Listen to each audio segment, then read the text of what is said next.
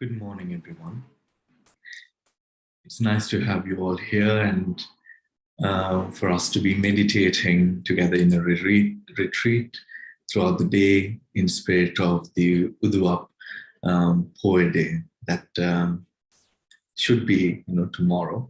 But because a lot of temples are having a lot of programs, I thought it might be much more relaxed if we are to commit to a Sunday rather than the Saturday. All right. So to start off the session, we'll be starting off with the admonishing of the precepts, the determinations of morality to help support our practice throughout the day and to also dedicate ourselves in terms of respect and effort into the proceedings of the day. So much so hoping that we will be able to derive something powerful from the experience that we are about to endeavor together in the road towards the awakenings of Vipassana, helping our practice to further towards enlightenment or whatever spiritual aspirations, goals, or even mental health aspirations and goals that you have in your life today. So to start off, let us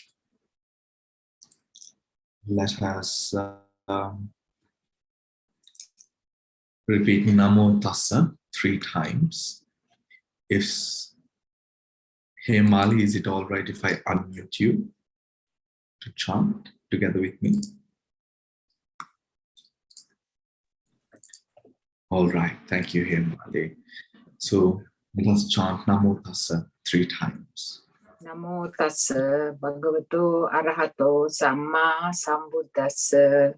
Namo tassa bhagavato arahato samma sambuddhassa. Namo tassa bhagavato arahato samma sambuddhassa. Buddhang saranang gacchami. Buddhang saranang gacchami. Dhammang saranang gacchami. Dhammang saranang gacchami. Sanghang saranang gacchami. Sanghang saranang gacchami. Dutiyampi buddhang saranang gacchami. Dutiyampi buddhang saranang gacchami. Dutiyampi dhammang saranang gacchami. Dutiyampi dhammang saranang gacchami. Dutiyampi sanghang saranang gacchami. Dutiyampi sanghang saranang gacchami. Tatiyampi buddhang saranang gacchami. Tatiyampi buddhang saranang gacchami. Tatiyampi dhammang saranang gacchami. Tatiyampi dhammang saranang gacchami. Tatiyampi sanghang saranang gacchami. Tatiyampi sanghang saranang gacchami. Aranhagamanang sampunnang. Aham bante. Anati phata virmani sikkhapadang samadhiyami. Panatipata veramani sikkhapadang samadhiyami. Tinnadhana virmani sikkhapadang samadhiyami. Adinadana veramani sikkhapadang samadhiyami. Abrahmacharya virmani sikkhapadang samadhiyami. Abrahmacharya veramani sikkhapadang samadhiyami. Avadha virmani sikkhapadang samadhiyami. Sunavacha veramani sikkhapadang samadhiyami. Ramere majjapama datthana virmani sikkhapadang samadhiyami. Suramere majjapama dattana veramani sikkhapadang samadhiyami. Kala bhojana virmani sikkhapadang samadhiyami. Vikala bhojana veramani sikkhapadang samadhiyami. Gita vadita visukha dasana veramani sikkhapadang samadhiyami.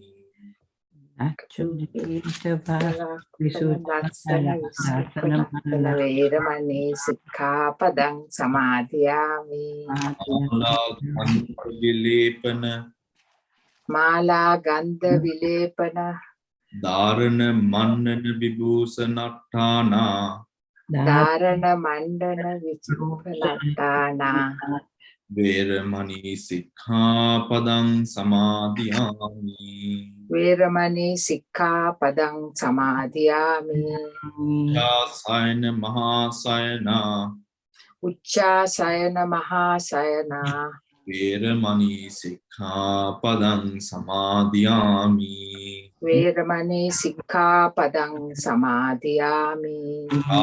Rupa pavata patighana veramani sikkhapadang samadhiyami. Veramani sikkhapadang samadhiyami. Hari. Then let us get to the proceedings of the day.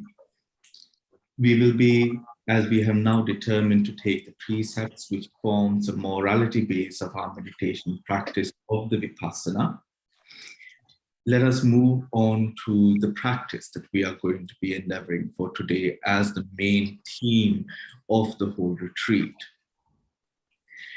The different meditation sessions that have been organized for today, which is found within the agenda, is inspired by the Satipatthana practice.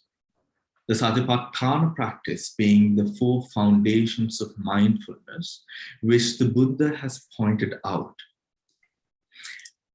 as a pathway for beings to be able to journey towards a more enlightened state of mind through the getting rid of hindrances that trouble the mind, that would bring the mind down, that would create a lack of confidence, saturation of greed, hatred, and delusion in the world, and within ourselves, more importantly. So the Satipatthana Sutra brings such an eminent form of practice within, and one which can be easily known as the core of Buddhist meditation, runs through 4 different parts, being Kayagata Sati, Kayanupassana, Vedananupassana, Chittanupassana, and Dhammanupassana. For those of you who are not so familiar with the Pali words, the Kayanupassana practice entails all the Vipassana-based practices of meditation, which focus upon the body which is this physical body that we have. Based upon this physical body, the cultivation of Vipassana happens through this practice. Vedananupassana, the second. Vedananupassana is a contemplation of sensations. Sensations being 3, somanassa, domanassa, and upekha. Somanassa being those feelings, sensations rather, that bring a sense of happiness, somanassa, that is the meaning. Domanassa brings a sense of displeasure, the opposite of happiness, in terms of a sensation, something that brings you pleasure. The Pali translation would be displeasure. Then we have somanassa, domanassa, and upekha sensations, which are neither pleasurable nor displeasurable. Right? Sensation, seeing the sensations becomes a primary focus of cultivating within the root of Vedananupassana. Chittanupassana is the contemplation of the mind. The mind being, in this practice, one takes as object not what one feels, hears, smells, tastes, but rather takes the mentality that gauges upon that object as an object. As an object. So literally taking the mind as an object. Then we have Dhammanupassana. Dhammanupassana is the last and final stage of this Satipatthana practice. Dhammanupassana entails a practitioner who is able to cultivate jhana, and through jhanic concentration abilities, we now observe realities conducive to the cultivation of insight, vipassana. In this practice, what we take as object is something a bit more sensitive, a bit more, I would say, subtle than the mind itself. We take the consciousnesses and processes of consciousness that come or are related in Buddhism in different groupings, such as the hindrances, the aggregates of suffering, the faculties, the ayatanas, the elements. In this way, in the role of Dhammanupassana, we take the arising, the falling, the nature of existence of these phenomena of mind, which have been created through conditioning and our long time, and the long time that we've spent in this cycle of rebirth, as we do believe, to create and mold this unique signature of being that we identify as me, myself, and I. So in Dhammanupassana, what we then see is what? What creates the I? That is what we see and observe in Dhammanupassana. Some might imagine that the Dhammanupassana practice can be sort of entered to without a high amount of concentration or ability to quiet the mind and subjugate one's focus upon an object. But actually, in the Satipatthana, within the practice, it teaches us a flow, a way of deepening insight to such an extent where you are now able to see the creations of mind and how this creation of mind keeps us in the cycle of rebirth and death, clinging, cultivating views that hinder happiness and our journey to enlightenment, and conceit, how the reasons why we hold on to that I. Observing this is the role of Dhammanupassana. So we will come to it, but know that there is a bit of work to be put in before we do. All right. Hence, we have taken this sort of practice to give you an idea, a foundation in a way, to inspire you and all the participants that will be coming to join in for the rest of the retreat later on, to inspire you to have the confidence to cultivate in this path when you are attending retreats like this anywhere, and also when you're dealing with life. Because this in every way becomes a tool, a strength, a builder of resilience, a resilience that endeavors even during hardship, helping you, to ground you, to give you a sense of reality in a way that you will be able to use that vision of reality, that knowing of reality, that it just makes you a happier person. That is the most essential part of this Buddhist practice, being practiced all across the world, because it truly does help us find that moment of suffering, as a moment of happiness, and hold on to it in a way that you're not clinging to that happiness, but you are just simply happy. That is the inspiration behind what we hope to offer and gain from one another during the proceedings of the retreat. Right.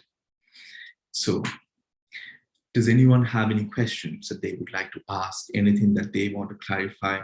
If we do go through the schedule to gauge a more comprehensive understanding, we are now at the 10 precepts and the intro.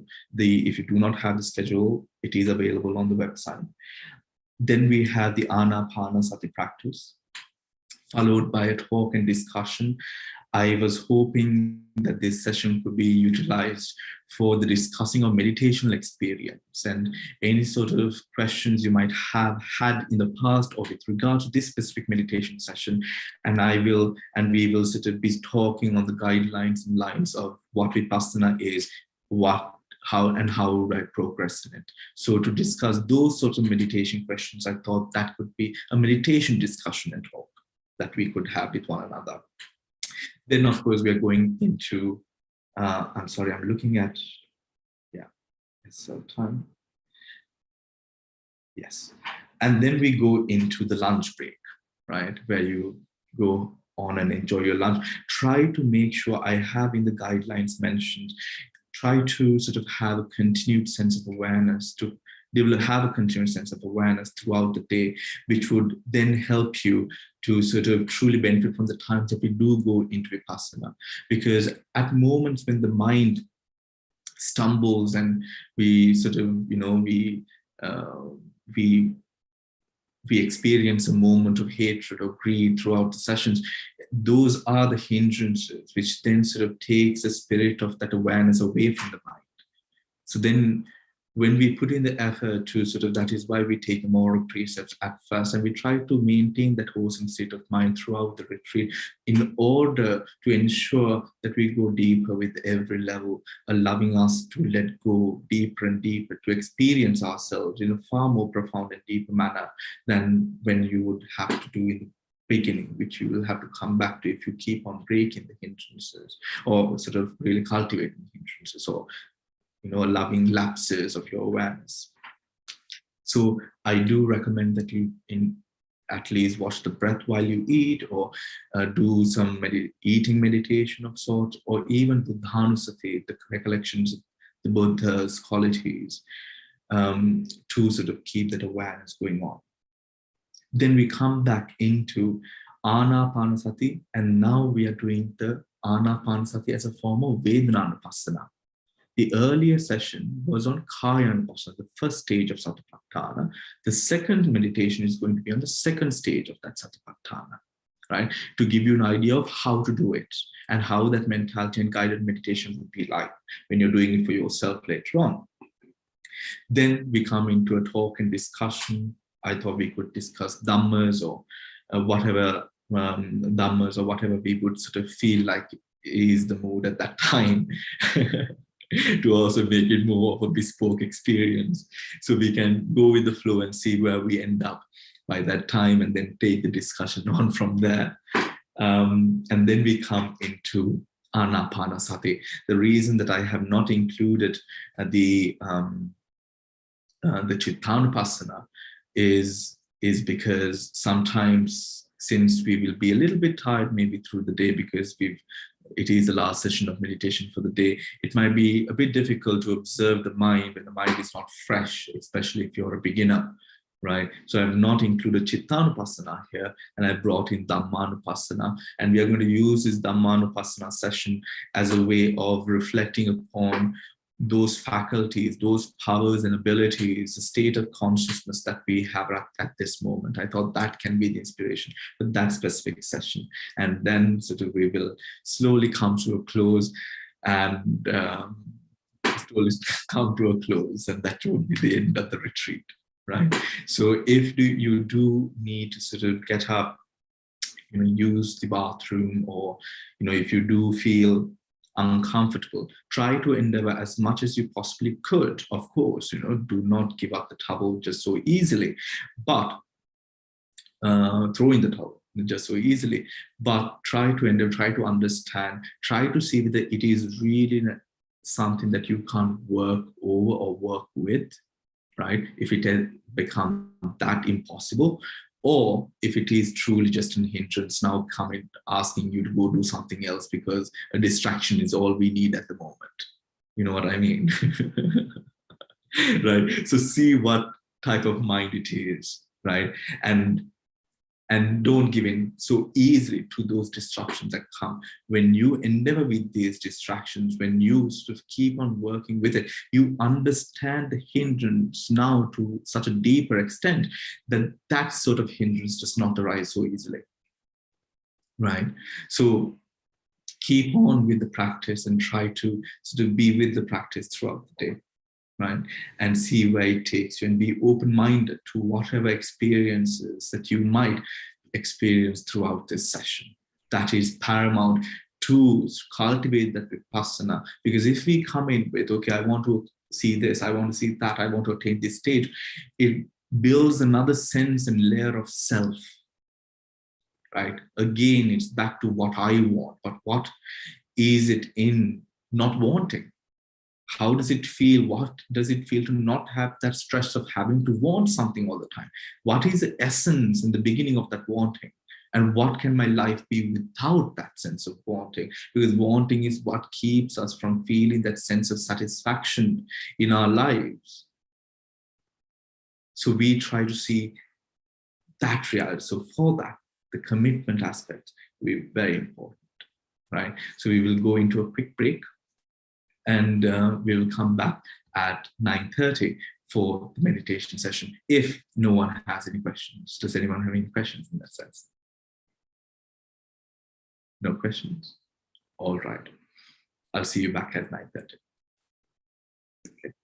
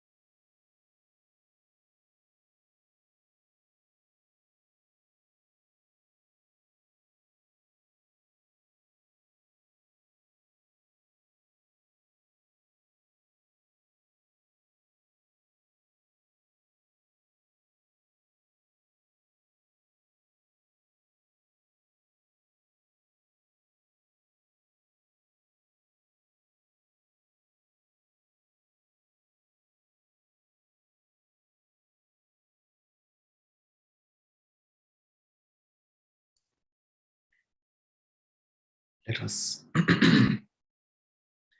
let us now sit for our practice.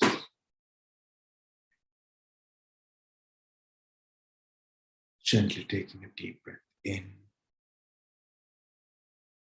breathing out slowly, gently closing your eyes. Becoming aware of the body, its posture, sitting on your chair or cushion.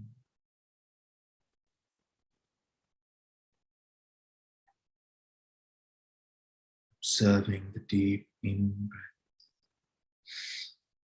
filling up the chest, filling up the chest.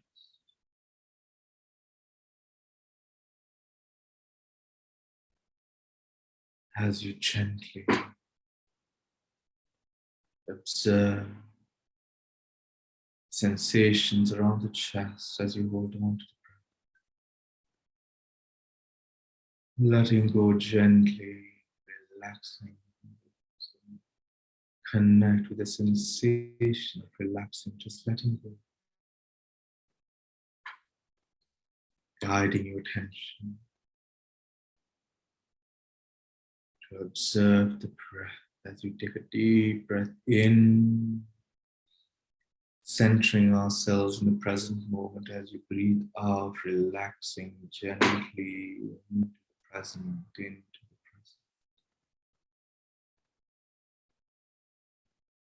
Relax, relax.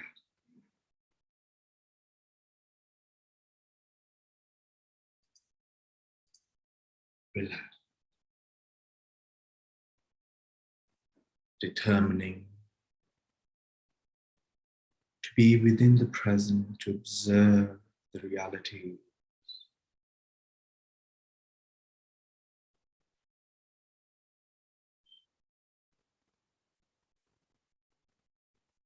of the breath, moment to moment, in constant motion,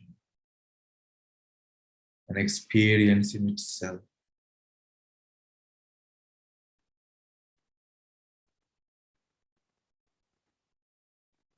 Observing that experience without judgment, without your audition of what it might be, but just observe the experience.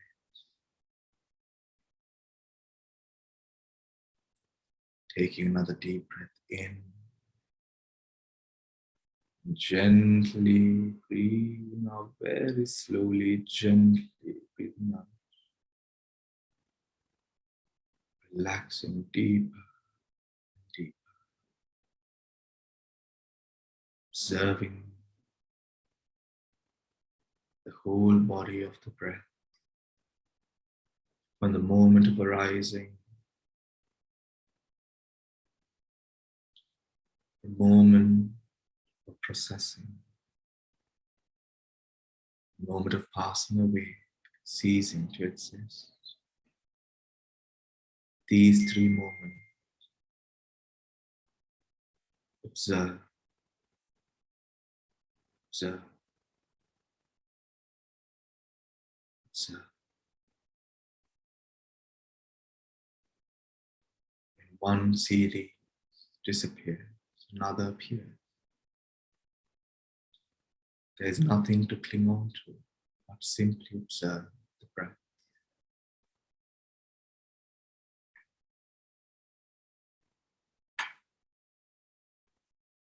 Tapping into deeper forms of letting go, deeper ways of letting go, deeper states of letting go that you can experience as you simply bring yourself to the present moment, quiet, unhindered, far from a state of doing to a state of being in the present.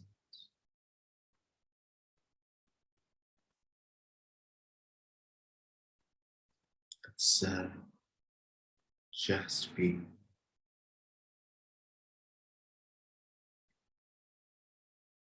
as you experience your whole body of the breath.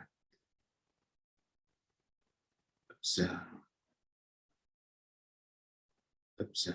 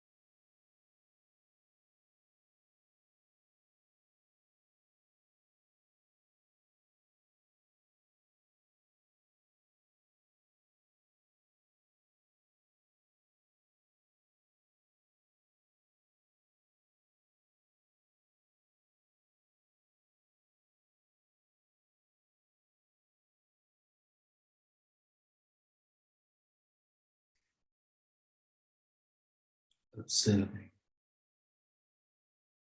gently with every moment, balancing your effort, your energy, your awareness to harmonize these energies, to experience a state of samadhi, one pointedness. Observe, observe.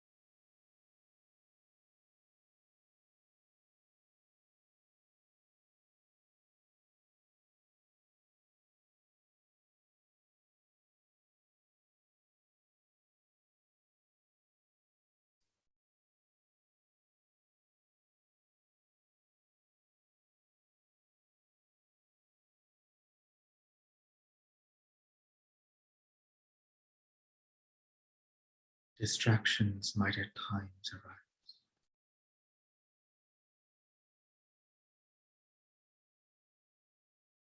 and when it does, you'll be able to see the body of the hindrance, the distraction itself, how that too arises and passes away. The same three motions as the breath does,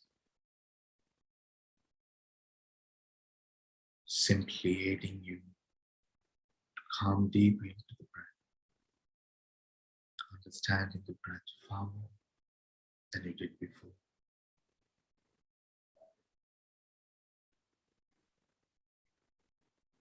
Observe, taking advantage of every moment to use the opportunity to understand reality as it truly is. Observe the breath,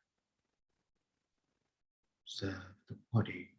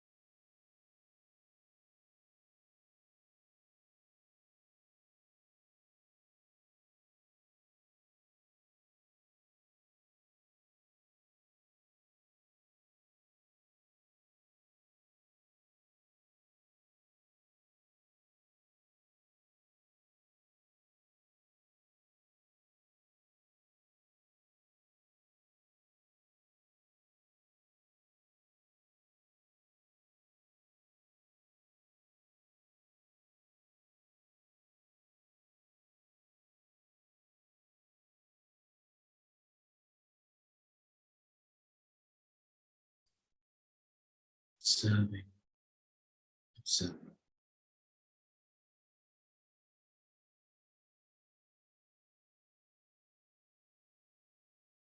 Adverting the mind to the object of the breath, the body of the breath. Finding a lesser reason to cling on to breath or anything else.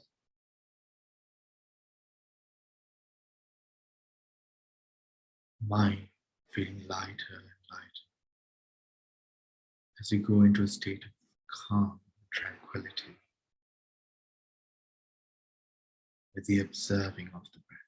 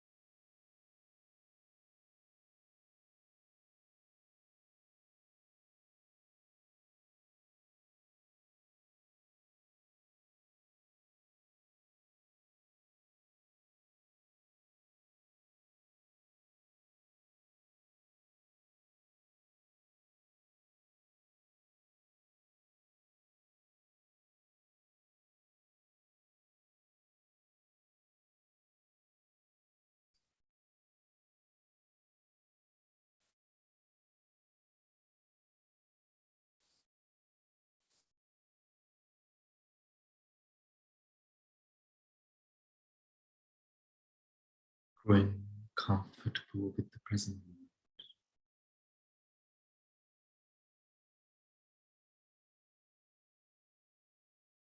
Minding the posture.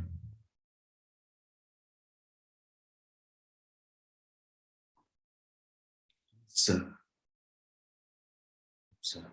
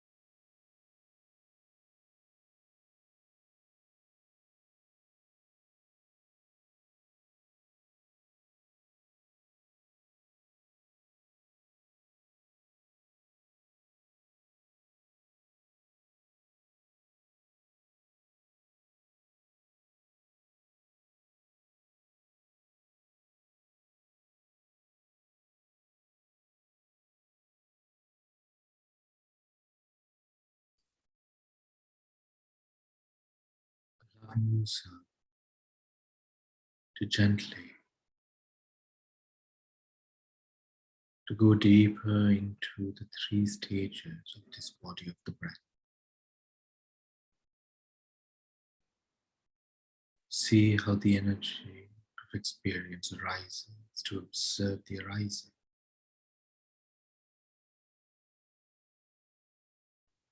Gently observing the body within the body itself. To observe the motions of breathing in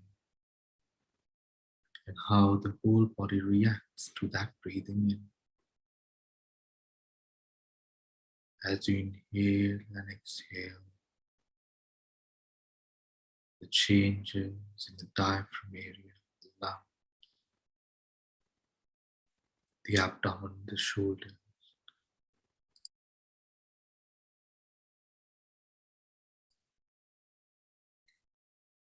and the head, the nose, the nostrils,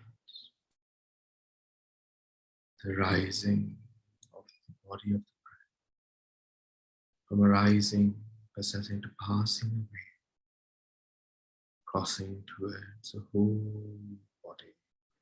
Observe, observe.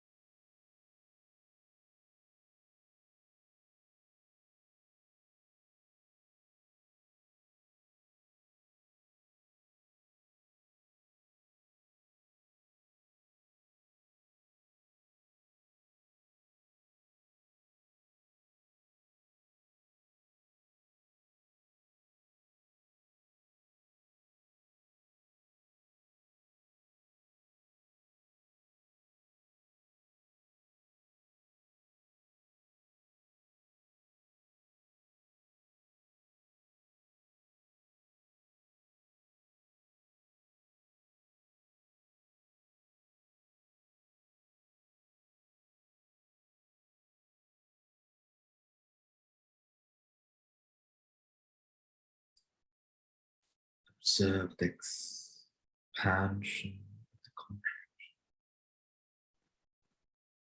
Feeling the whole body of the breath within the entirety of the body. The pumping of the heart as blood travels all throughout the body, pulsating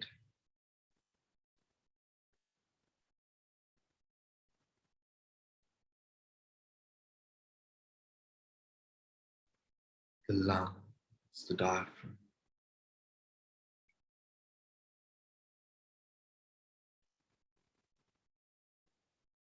the rising presence, passing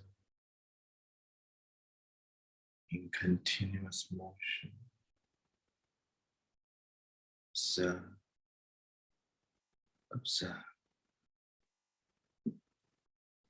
observe.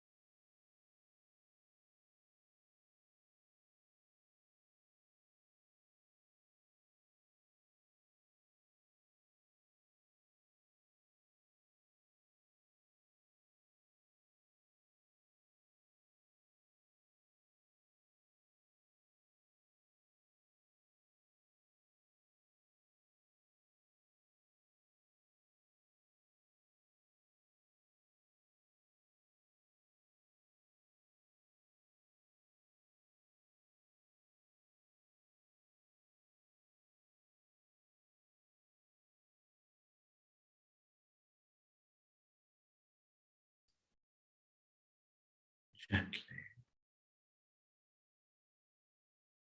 Now guiding your attention to recollect to yourself the aspects, the experience of meditation,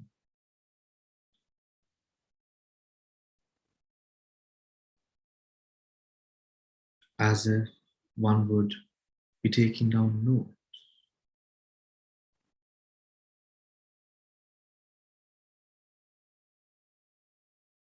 As you observe the journey, the experiences, the experience of samadhi, what states of mind would you need to balance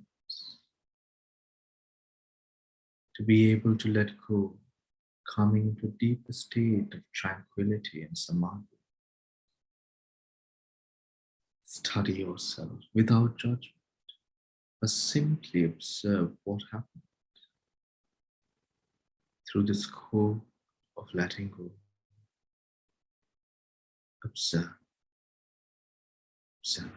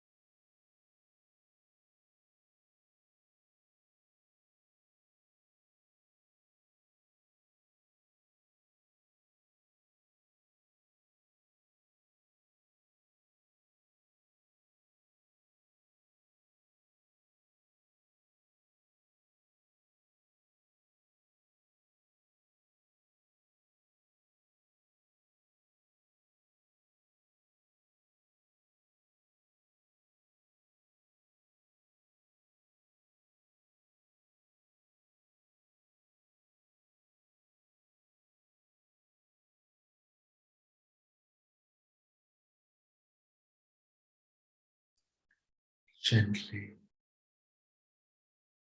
taking a deep breath in, breathing out, relaxing the whole body, and as the body relaxes, the mind relaxing deeper and deeper.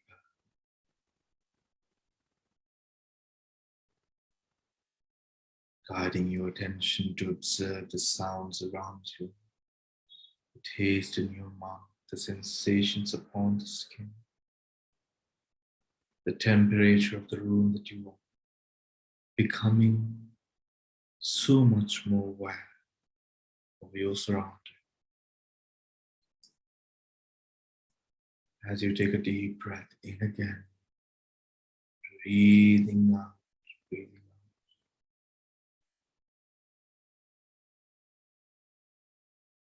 out, relaxing the mind as you gently open your eyes and awaken into the present. Sadhu, sadhu, sadhu. All right. So let us now go for a break. During the break, try to practice Buddhanussati or any other choice meditation to keep the awareness and continuation. Try to avoid any distractions in terms of any speaking or getting into a conversation with another. Just minimize it if you can. But if you can't, try to do that too with a lot of care and mindfulness and awareness over what is happening. And I will see you back in 15 minutes. That is at 10:30 UK time. Thank you. And when you do come back with whatever questions that you have.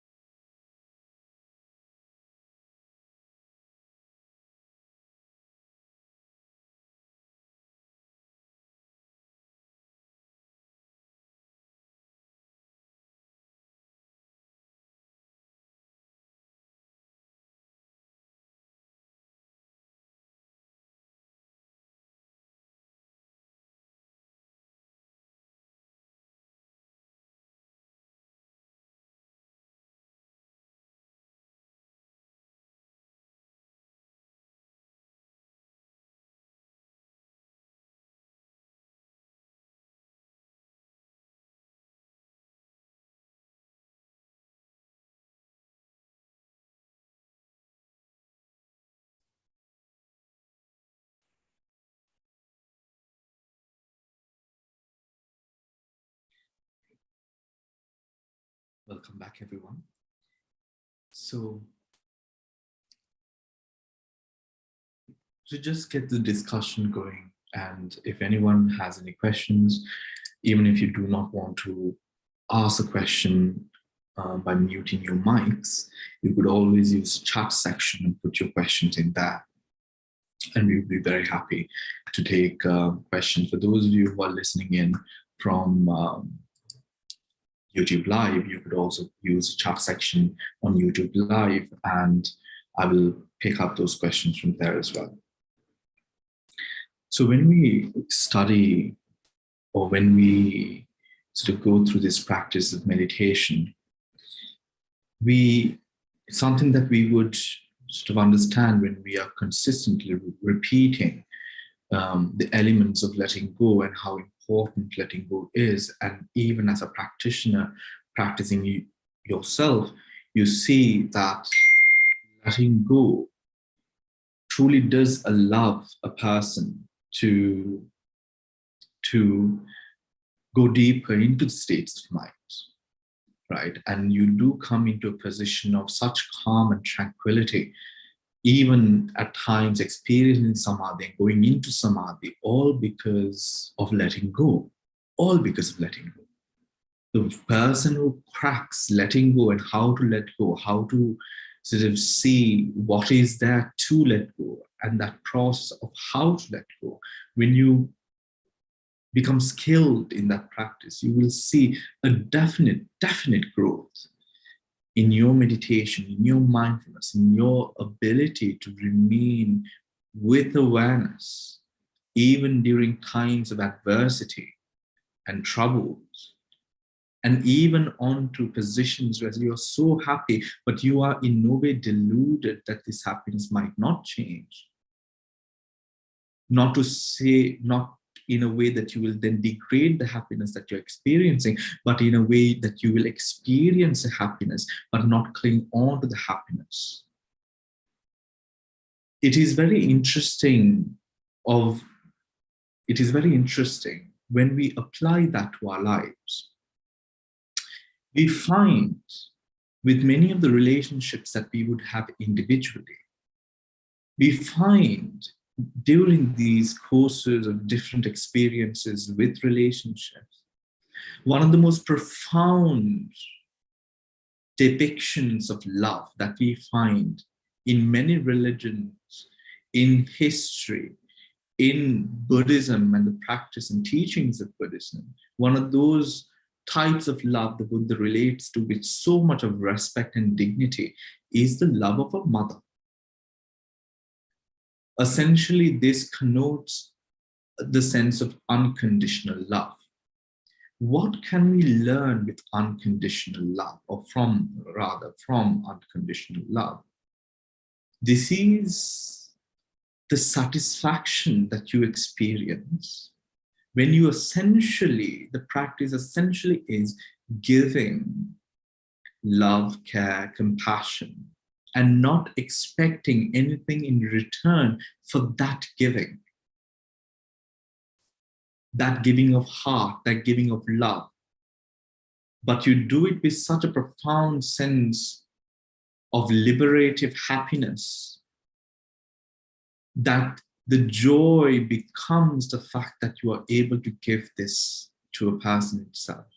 When you're not deluded between the definitions and comparisons between true unconditional love and a love that poses as unconditional, but you have your agendas, your greed, your tanha, your defilements behind that. When we tap into that deep sense of profound unconditional love, that unconditional love is something that changes the world, isn't it? Dependent upon the love a person receives, we find that the person is molded into an entirely different character because that person receives love and care, be it from a parent, be it from a partner, be it from a child, whatever it is. It has the power to effectively change beings and to also, if given in the first place, to mold a being into such a pure-hearted individual who is a true blessing to the world because of all the good that he would emanate from him just living, from the person just living. This gives us a sense of something that we look forward to, that we would love to receive ourselves, that sense of unconditional love. And then we find, how does this relate, or we might investigate into how does this relate to everything else?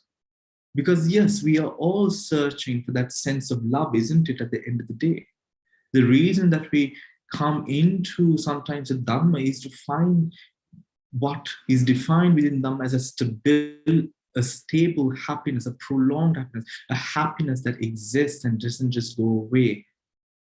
And we find that not coming in through the external world, but truly something that you're sharing with the world from inside, from the deepest parts of your mind, something that you give from inside. The expectation of happiness, mental, physical solitude, from the world, the society that we live in, sometimes, or sometimes most of the time, deems inappropriate and not conducive towards a state of happiness that is so connected with the internal being. A happiness that is not easily fleeting by the mere fact of greed, hatred, and delusion that arises in our minds. That is a sort of happiness that we look in towards with Vipassana, where we are able to understand this reality of life, this phenomenon that we experience day in and day out, every second, every passing minute. And that is what we try to connect to. And this state of peace arises within each and every one of us. Connecting, being able to put aside the facades, the beliefs. This is not a religion in any way. This is a dedication, a conviction that you make within oneself towards a goal of happiness, I believe. That is why we put in this effort. And the difficulty that you face within this journey seems the only hindrance is the mind that is not able or does not have the skill of being stable within the present moment. A mind that is captivated by the illuminations of the future and the delusions that might be coming in from the past, or the attachment that is coming in from the past that has molded you already.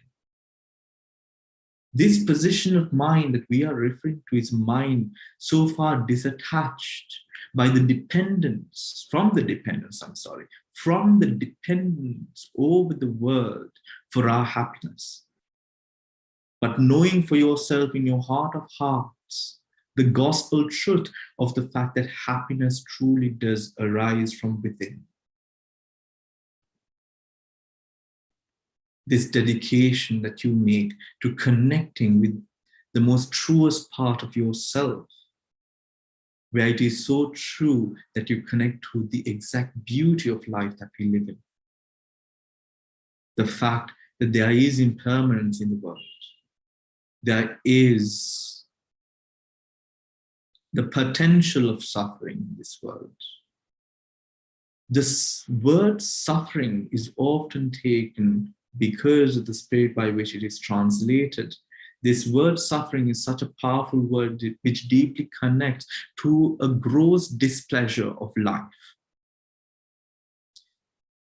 But what if we take the word suffering from the notions of, or through a scope of, having to constantly work for something?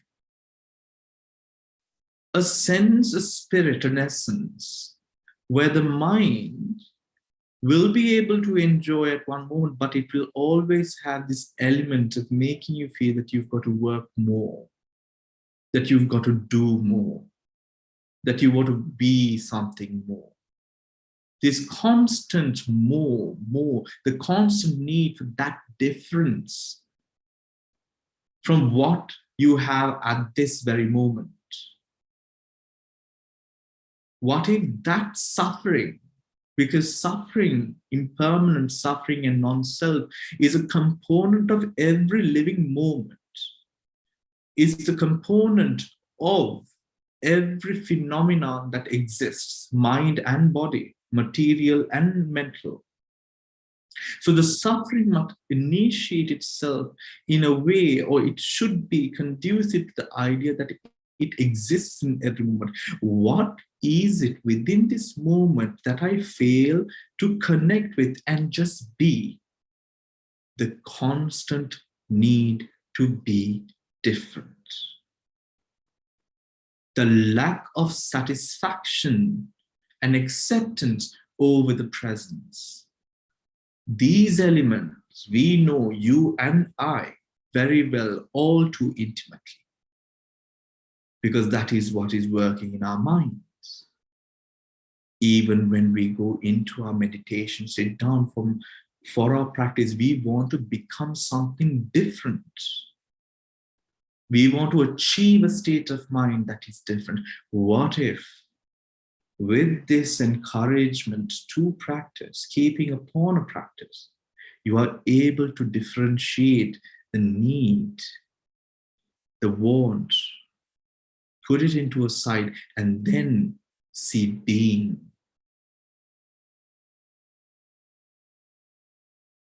That is what we are here to do.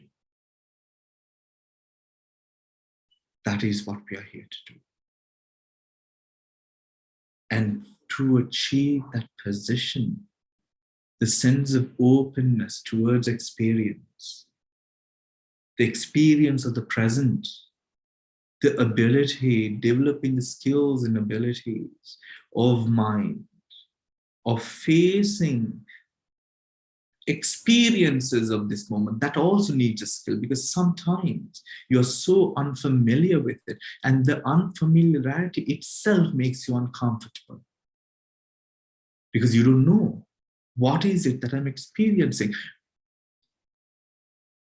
This anxiety also applies with everything that we go through life. How will my child turn out? How will my grandchildren turn out? Will I have grandchildren?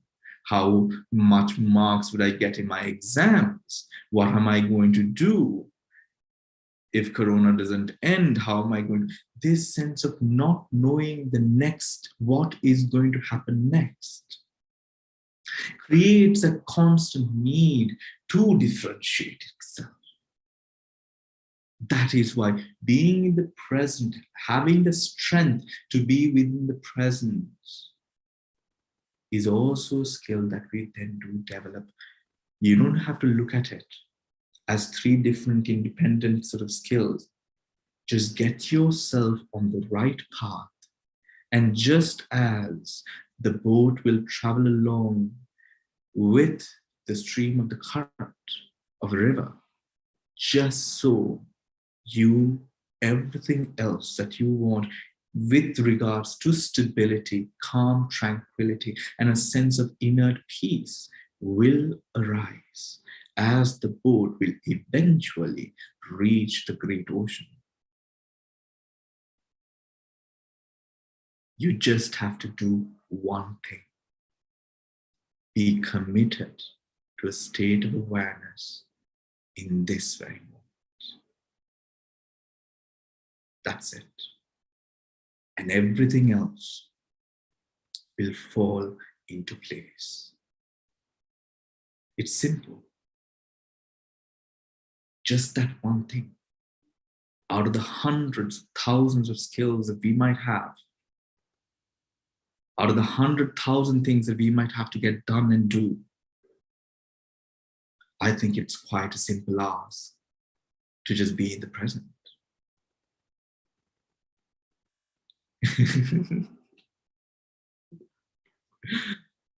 All right. So, what is any questions that you might have?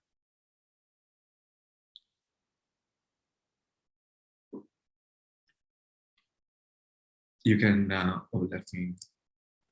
you can unmute yourselves if you like and ask questions, or if you have any other questions, you can put it down in the chat. Whatever that works. Anyone? Yes, Sujata. Bhante, excuse me, it's a lovely thoughts, or what could I say, not to think about, ponder on from what you said. Yes. But my problem is not a problem really. Bhante, I meditate and Yes. I do not distinguish between one or the other. I only think Sujata, of my breath. Sujata, give me just a moment, Sujata. I will be right. Right? Give me Okay. a Thank you. Sorry, Bhante. That's okay.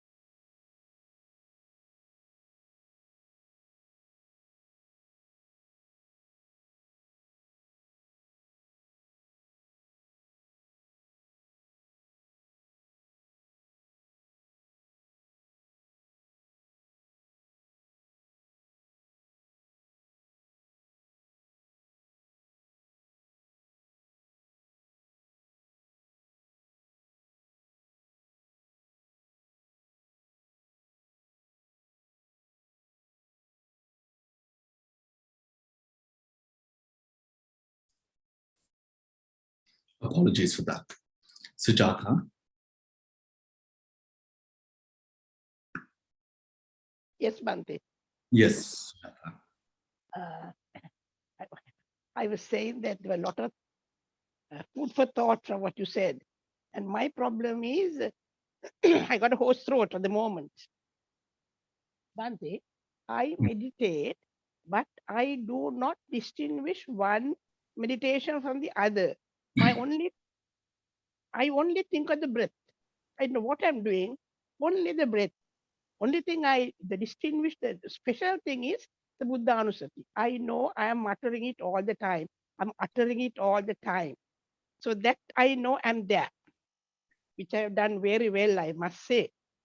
And other than that, and the Maitri Bhavana, which I know I am doing.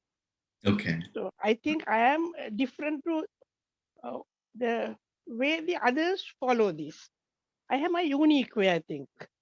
Okay. So I just wanted to tell this because, but I know I'm concentrating on my breath and I get into a state of samadhi at time. So that is my way. Yes, and that is quite all right. And that is quite all right, Sujata.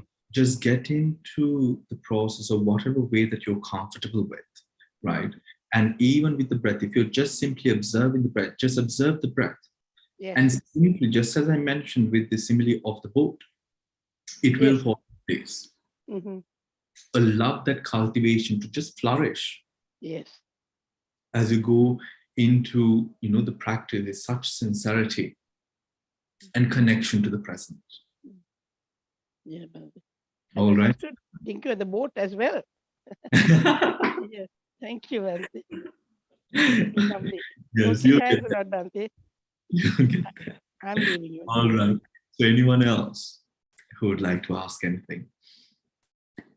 Any questions with regards to their own practice? Anything, sleepiness, drowsiness, distraction, the mental attitude towards whatever that arises in the mind.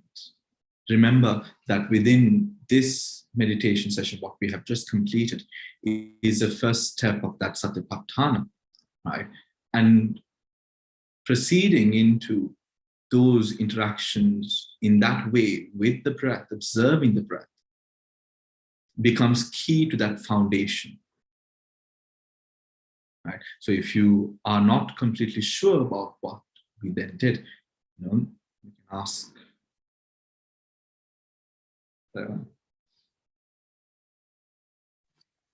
Yes, Shriyane. One thing what I noticed today was I found it's like moving thoughts, very fast moving. Nothing is staying there. It's like video clips. It's moving very fast, moving. I didn't realize it was happening. And after quite a while, I realized, oh, what's happening here? And started looking and then realized it's a thought that is passing so fast. I can't even cling on to anything. And then from when I realize it's the thoughts that is passing and I can't cling on to any of them, and then it disappeared. Yes. As well. Yes. Is that, yeah. That's very good, Shreya. That is very good. And as I mentioned earlier, when we now, what you are essentially now being able to see is the mind, the observance becoming subtle, hence being able to see more subtle motions and movements of mind. Now you see the fact that there were distractions, but it happened so fast. The mind shifted to different sort of mental objects, that it happened so fast that you didn't sort of realize it at first, because you were going into different states so fast. Now, being able to now see that bit gives you the ability, the doorway, that you could open yourself into a state where now you don't have that shift. Do you understand? So now you take that as an object of learning, and then you realize that your focus has now increased, allowing you to now be able to get rid of that distraction, to let go of that mentality. So you work with that. Yeah? So your mind has essentially, with the samadhi increasing, what the mind now sees is a more subtle disturbance. Right? Now you would see that when you're seeing this subtle disturbance, the other more gross disturbance are not disturbances. As you go deeper into that state of awareness, this is something that you can do by now spreading that sort of awareness more, to be able to find a way, a technique to let go of that disturbance as well. So what is the technique do you use that time? Just continue whatever it is that you're doing. Okay. That's the technique, is balance. Oh, I see. You see? Now, with the increase in focus, you've come into a certain state of balance, but so that's a little bit more to balance, to experience it. That technique is balance. Oh, right? So now you've seen it once. When you do it again and you see it again, you'll not be as surprised. With that itself, it helps you to observe that as a process in that body of experience. Do you Okay. understand? Yes, Bhante. Thank you, Bhante. Yes, Pushpa. Bhante, thank you for clearly explaining and defining the meditation. It's like being committed to a sustainable awareness. That's our main objective. But the function of the mind is just to keep producing thoughts. It keeps on producing. So do you think we shouldn't get attached to those thoughts? Is that the technique? Yes. Remember, when we use the word the function, it seems as if the mind cannot function without that element. It makes it seem like that is the main thing that the mind is supposed to be doing, but it is not, right? A function of the mind would be, examples of functions of the mind would be, for example, memory is a function of mind, right? Where now, regardless of good or bad, memory simply is a part of the mind, a part of the mind's functions, right? The nature of continuity, producing an energy into interaction to those different elements that arise, the objects that arise, that cognizing, the action of cognizing itself is a function of mind. A function of mind is not producing reason, it's taking reason. Do you understand? Right? When the conditions are present, the mind would interact with that condition, which is like we cannot hear certain frequencies, but with certain meditational experiences and skills, we can start hearing different things. It is like a mic will only be able to pick up certain types of frequencies and sounds, but to then see more finer, more subtle frequencies and sounds, we need different equipment, right? In the same way, now this starts in a way becoming more subtle and becoming more founded in a more profound sense of being.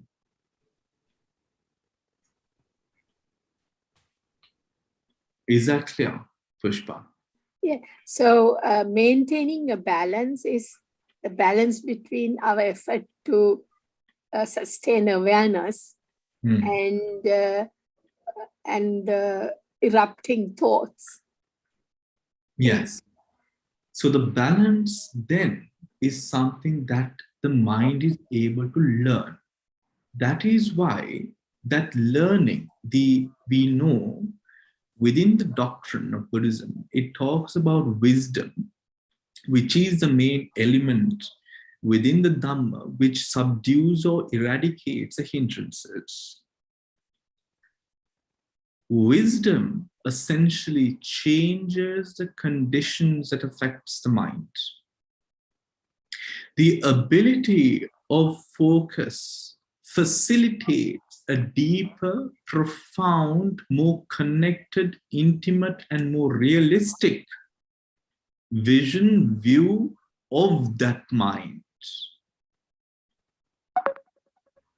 right? Of that mind. So essentially, what we then do is that process of connecting to that through the new sort of insight that arises, which is like giving you a security card of sorts to go into a more secure level of a building. You receive this by only connecting to that frequency.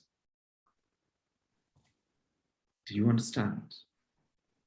Right? Now, for example, because we are talking about frequency, Pushpa, we can draw parallels in more sort of common words and terms that we've heard in other traditions of practice. In Hinduism,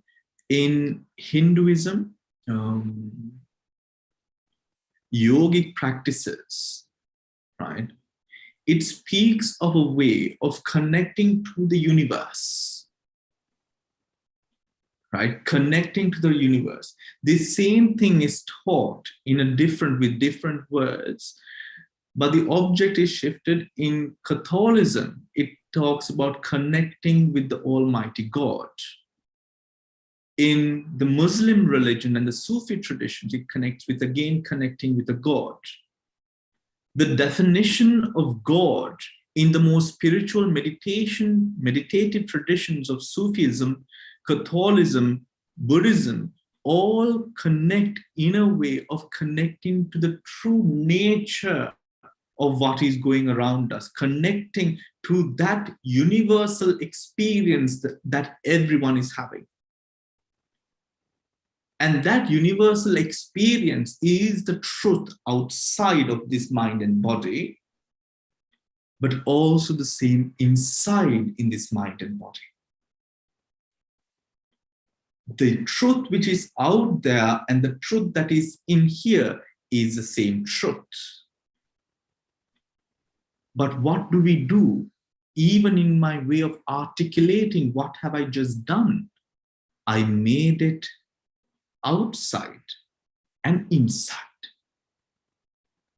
A separation constructed on the boundaries of self.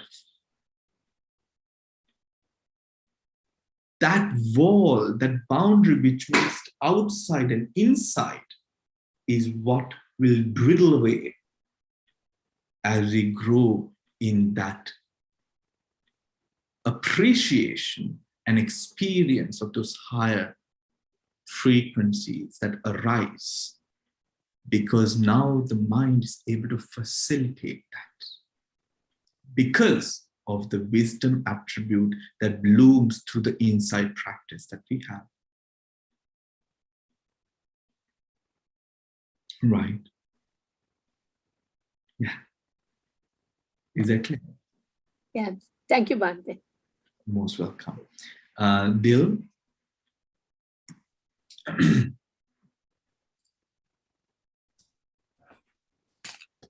Thank you, Bhante,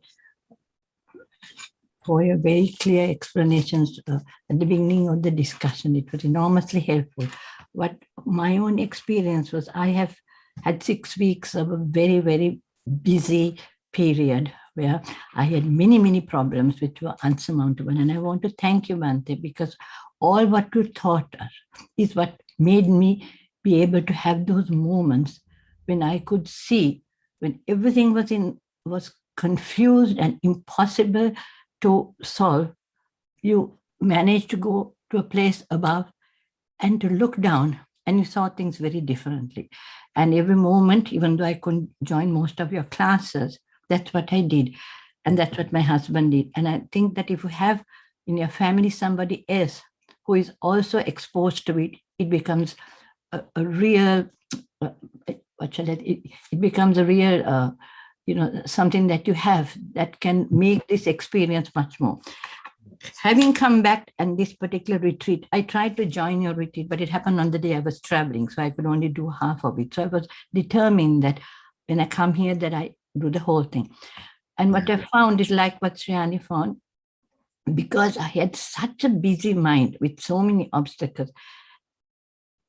But I had decided today when I sat that I was going to forget it. And because of that intention I had when I sat, I found that what came out was not pain or anything else like that, but these thoughts that was clutter in my mind for the last 6 weeks, all of a sudden they come.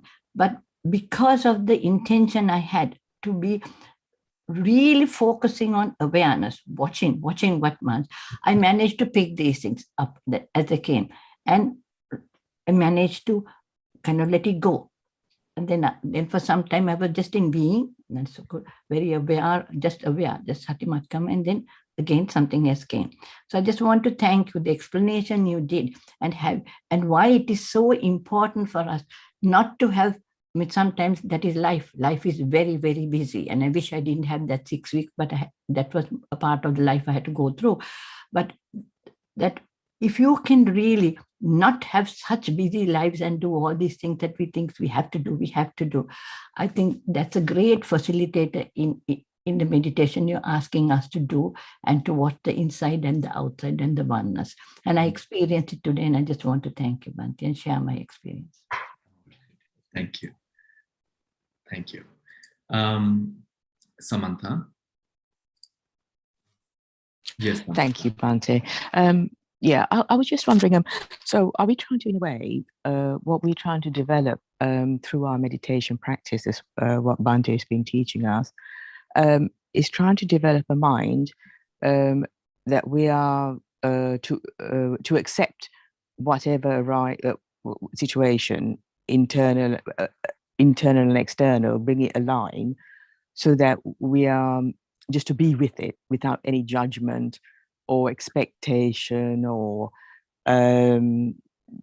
obviously the self gets in the way and say, oh, I want this and that. So we're more mindful of whatever arises, and just be with it and see its nature, and then develop as we develop the practice, we try to develop a resilient mind, so that we can sort of the mind is stronger, and we can be with anything that arises, good or bad, or indifference. I don't know what indifference, whether that means a delusion, but I'm not sure, because sometimes you can have neutral feelings as well, anything.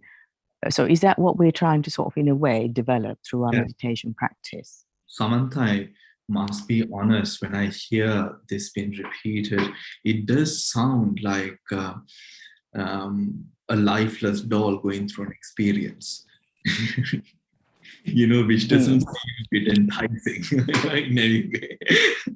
Yeah. Okay. So let me put some spirit into that, which will also answer the question, right? Mm-hmm. This sense of what we are essentially trying to develop is far more than simple awareness. Remember, within the Eightfold Noble Path, it is not sati, but samma sati. And samma samadhi, right awareness, right attention, and right concentration. The essence of the word samma, right, here in every way denotes a process of discernment and an ambience of discernment which is now existent, like oxygen exists around us, which is almost as if we see it as a part of the world. Oxygen must be there, or there would not be any life, right? In the same way, sati is present, but samma sati means the existence of wisdom within those experiences that we gain through awareness, and the process of awareness itself, right? So the practice is not just about the role of sati, but it is very much a definite connection between the process of this discernment and sati that happens. Because remember, it is through wisdom that we achieve samadhi, right? Sila, samadhi, prajna. So it is through samadhi that we attain wisdom as well.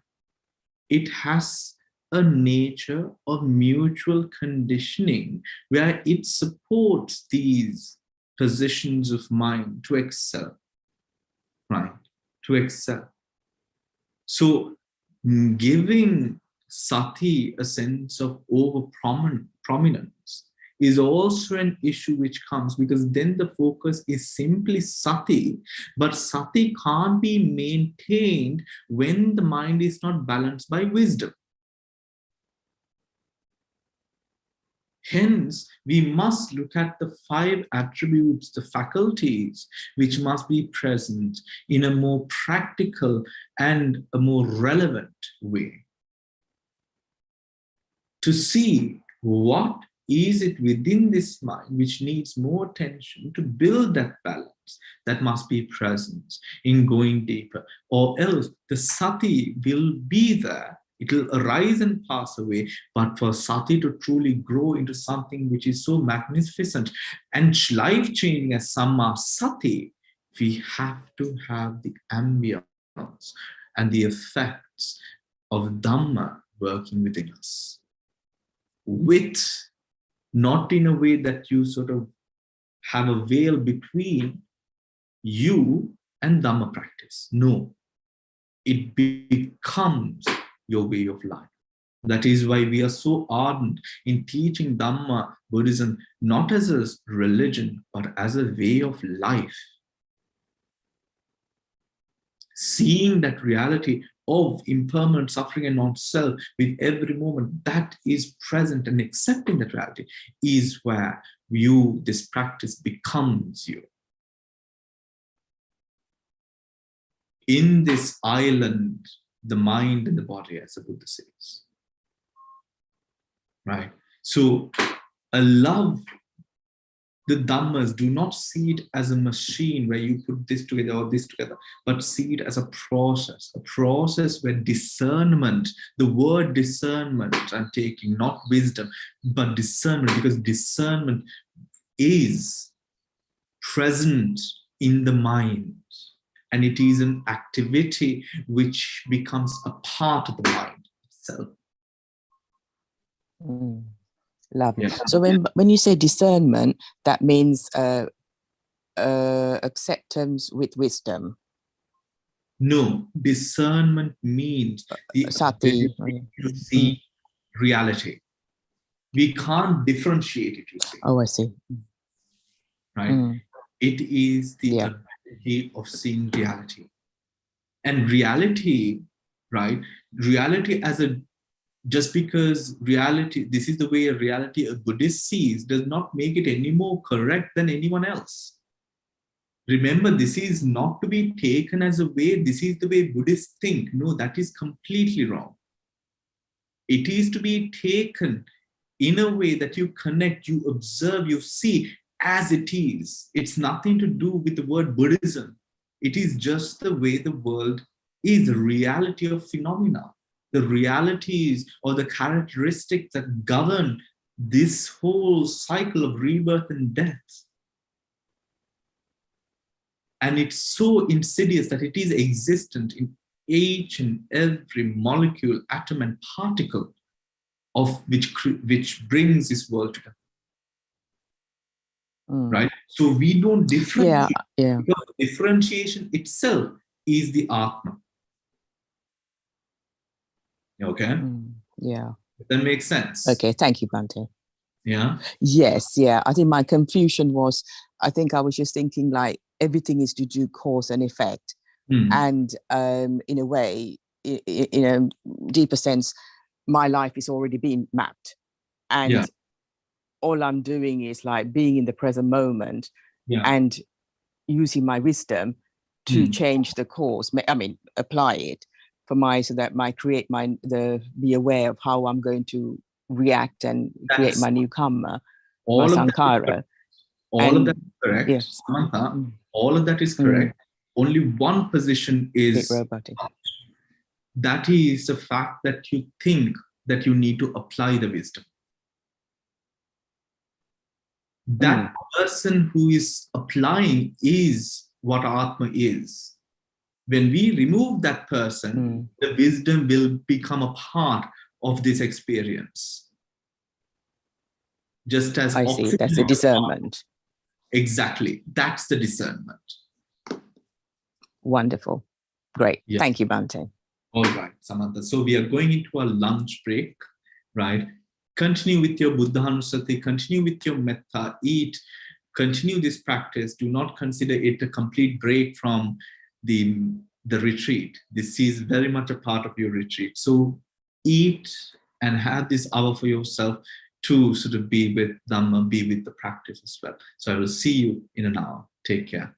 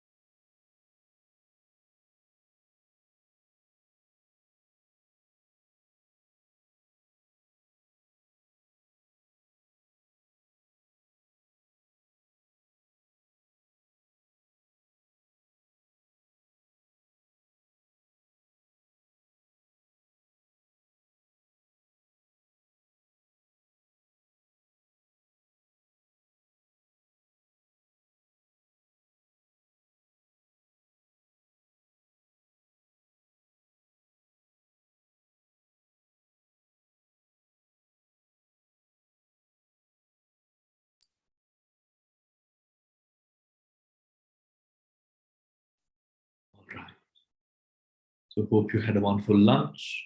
The ones joining from Colombo, and I think for Devika it's breakfast. So let us now sit for our second session of meditation, which is Vipassana based Anapan. Let us sit comfortably as we take a deep breath in, breathing out, relaxing the mind, the body, relaxing deeper and deeper.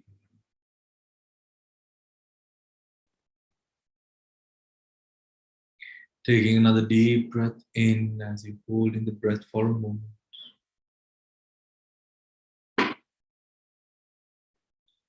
Gently, gently.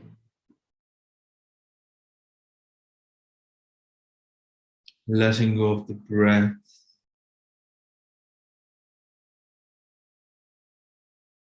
As you relax the mind, the body, feeling lighter and lighter. Lighter and lighter. Gently, gently coming into a state of one pointedness with the breath. As you put aside everything else and simply observe the breath, going deeper and deeper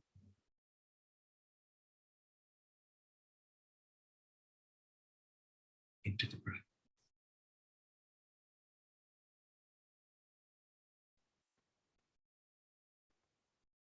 Into the breath.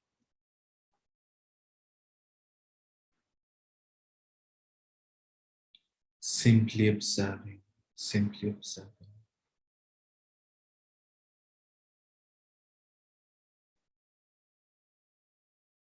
The breath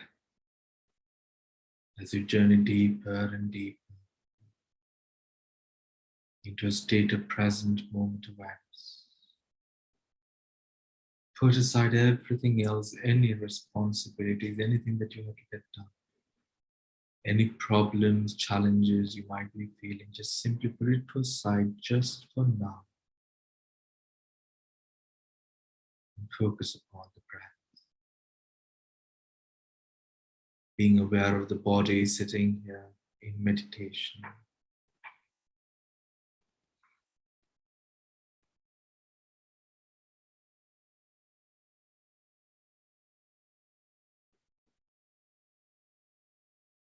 Observe, observe, observe.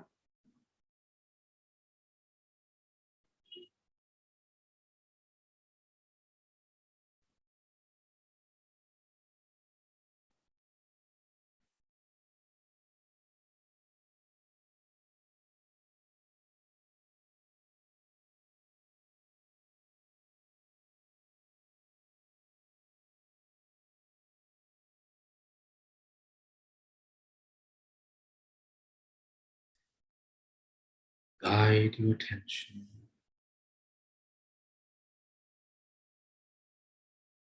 and observing the body of the breath to now observing the sensation arising from the breath without any attachment or clinging. Simply observe the breath through the sensations, not clinging, not hoping for the breath to be in a certain way. Simply observe, observe, observe.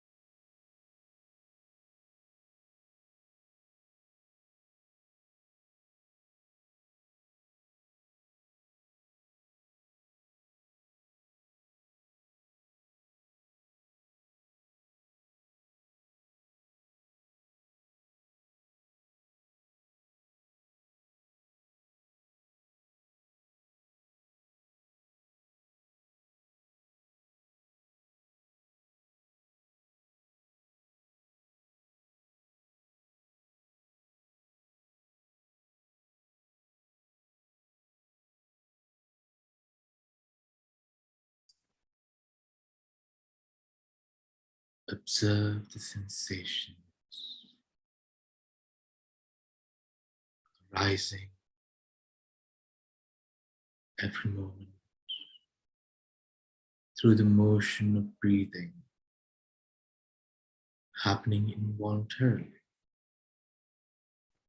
So without any attachment to the sensations or the breath, simply observe.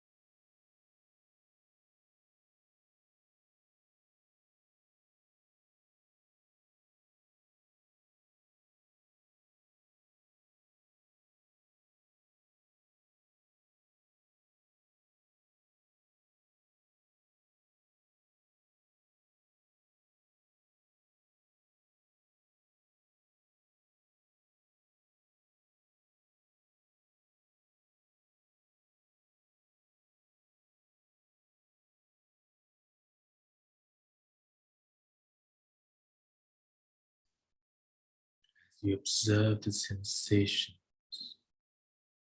maybe beginning with the sensations at the nostrils or the abdomen. This is all the air element. Allow yourself to observe the sensations arising from the breath, the air element found all across the body, the arising and passing away, the natures of impermanent suffering and non-self existent in each and every moment through the sensation. Observe.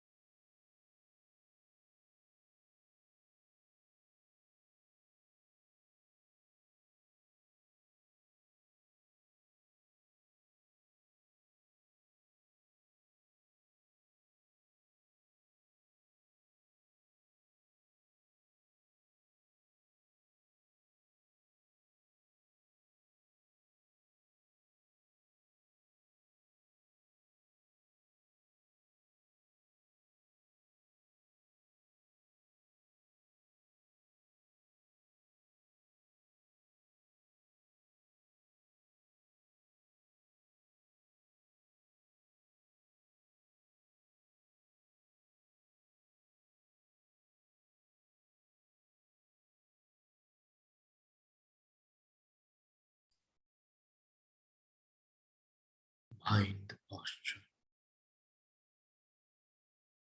As you use every passing opportunity to go deeper to high states of letting, uncovering deeper states of mind. Observe, observe.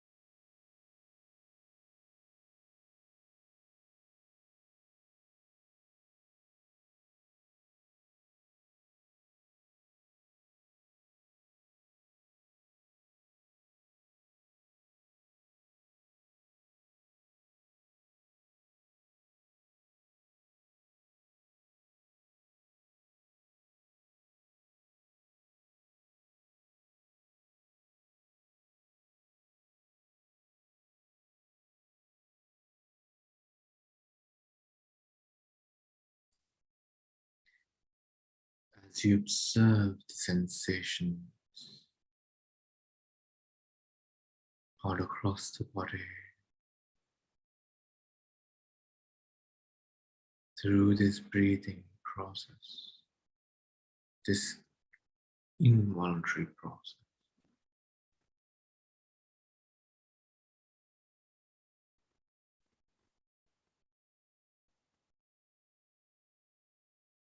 as you are able to observe the sensation,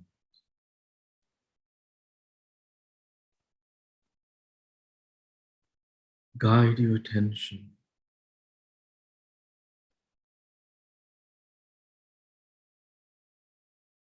to the gladness that arises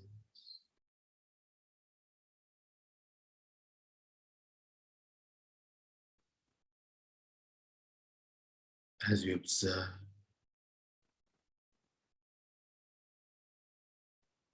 as you develop awareness.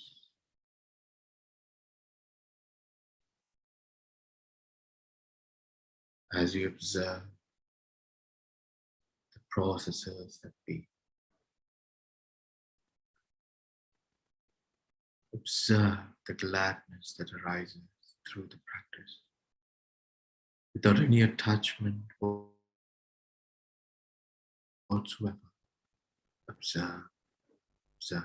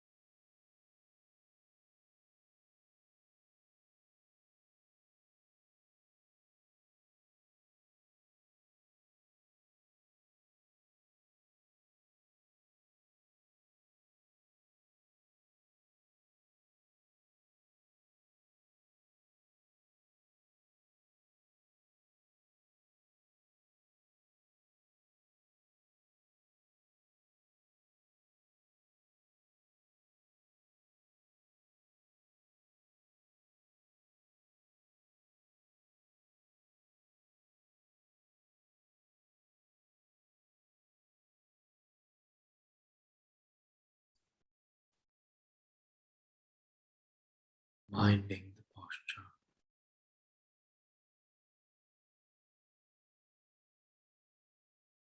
Should any distractions appear within the mind, simply use the breath as an anchor.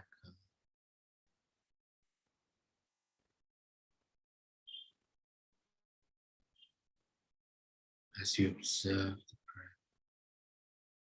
sensations within the present.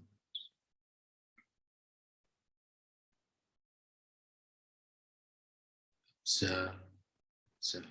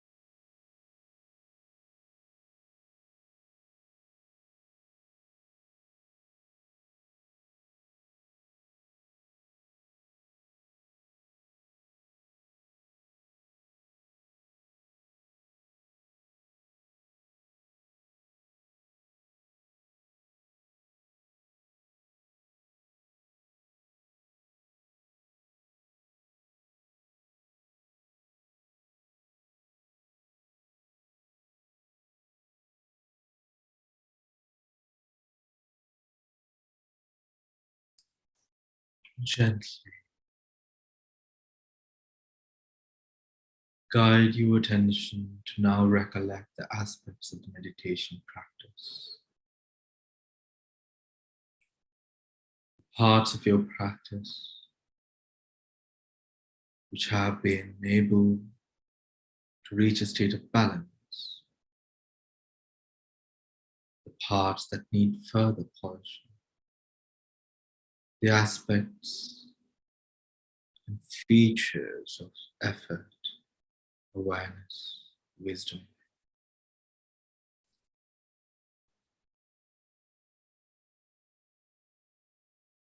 Build an unjudgmental overview of your experience with the breath to aid your understanding in the way forward in your practice. Recollect.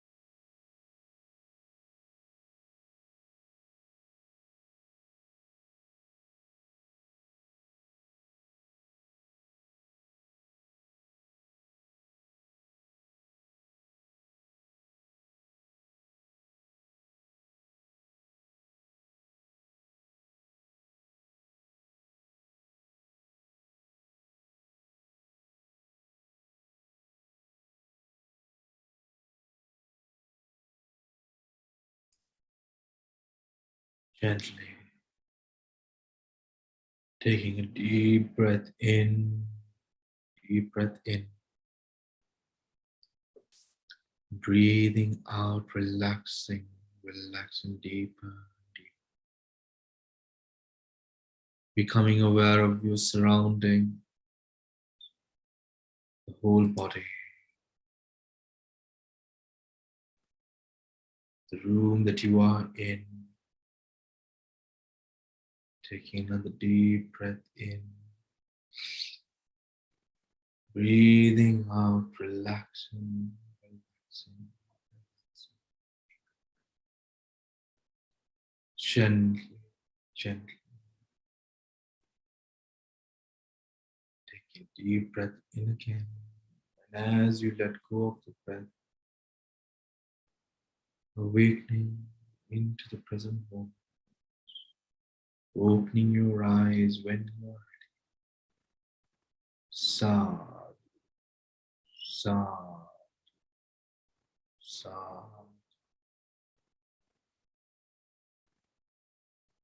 All right. Let us now go for our break, and I will see you back at 1:15. Thank you.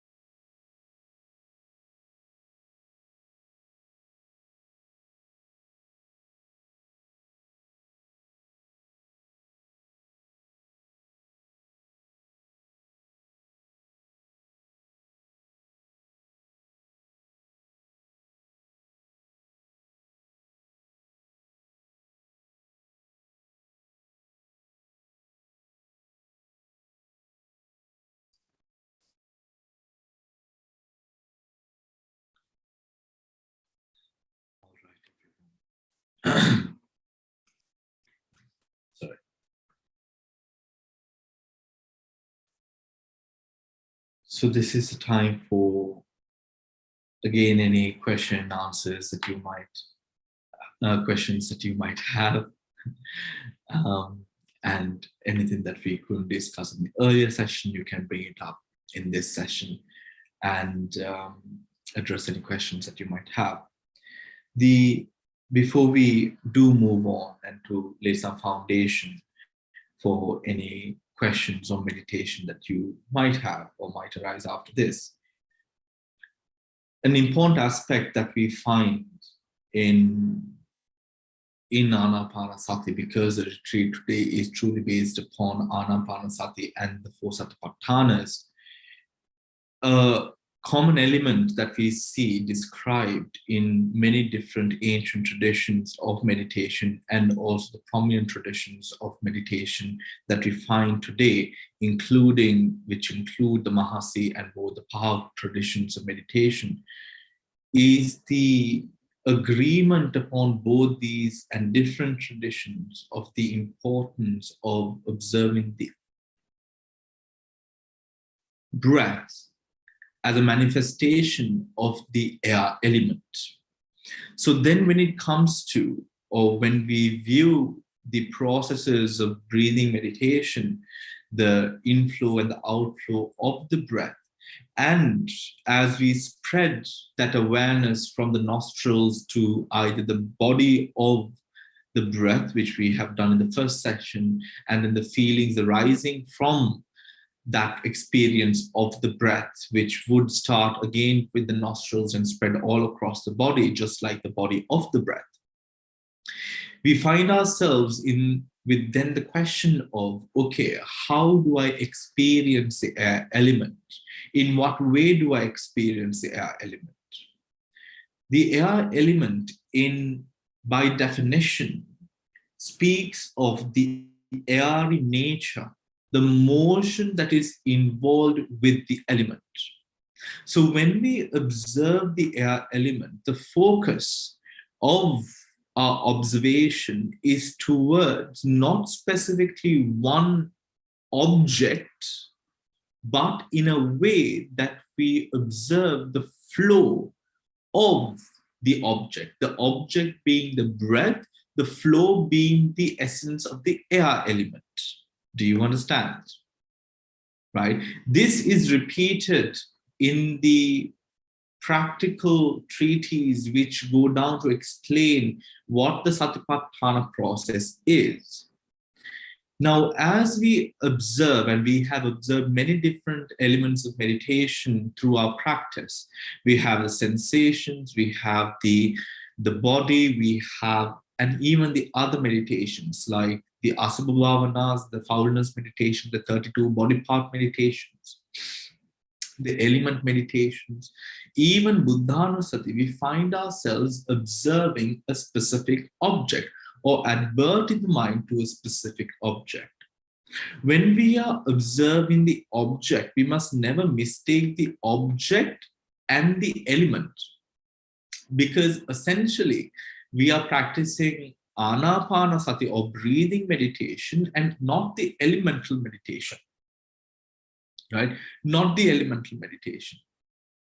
Hence, when we are observing the air element, what we tend or what we should endeavor to do is to observe the nature of the breath through the scope of the air element, which would bring our focus to that nature of flowing or motion found within that air element, right? Found within that air element. Taking away again a sense of self from the object. As we spoke about, we did speak about the Paticcasamuppada, the dependent origination. And in the flows of the dependent origination, we spoke about a sensation before and after the inception of tanha, right? Before the inception of tanha. Now, because tanha is such a deeply rooted aspect of the way that we think, right? It is then through observation, focus, and awareness, we would then be able to separate the motion from the judgment of the motion. The judgment of the motion would arise at a position of tanha, because a judgment has already been made with regard to what has been experienced and felt. Right? What has been experienced and felt. In the beginning, when we observe, we would attribute the different experiences of the breath to be pleasant, unpleasant, or neither pleasant nor unpleasant. The three sensations, Vedanas, right? As we improve upon this, we find ourselves now being able to observe the breath without that judgment, however, very much aware of the result or of what kind of sensation it is, but not through the scope of judgment or not through the scope of attachment. Right? Not through the scope of attachment. It is in a way like riding a wave, where the wave would be in motion, and the way that we experience the wave is through what is felt by the boat that we are on. Right? The boat here being the breath as an object, but experiencing the motions of the air element. The air element also gives us the possibility of using it also in a different manner, which is, apart from this first way that I've just mentioned, the second is the nature and essence of the air element. What is the air element? The air element gives out an ambience, a distinctive feel that is unique from the other elements. The air element, the word itself, carries a notion of lightness. When the mind is able to go into the observation of the air element, this same essence of lightness overtakes the mind in a way that it now progressively helps us, once we connect to the air element, to maintain a long practice. And a practice which would enrich our skills in a way that we are now able to observe and be with the distinctive characteristics of reality, but not in a way that we feel overwhelmed or burdened by this truth, but in a way that you experience the truth with an element of discernment. Do you understand what I'm trying to relate? Right? Which is, for example, like when we use the light meditation, or we have also spoken about the light meditation. The light meditation brings a sense of lightness to the practice, to the mind, enabling the mind to operate without the burden of a sense of heaviness in the mind. In the same way, lightness of the breath too brings a similar element, easing the struggle that a meditator might have in trying to observe or trying to force the person's mentality, the practice, into a position where now the person will be able to observe the breath. Should I repeat?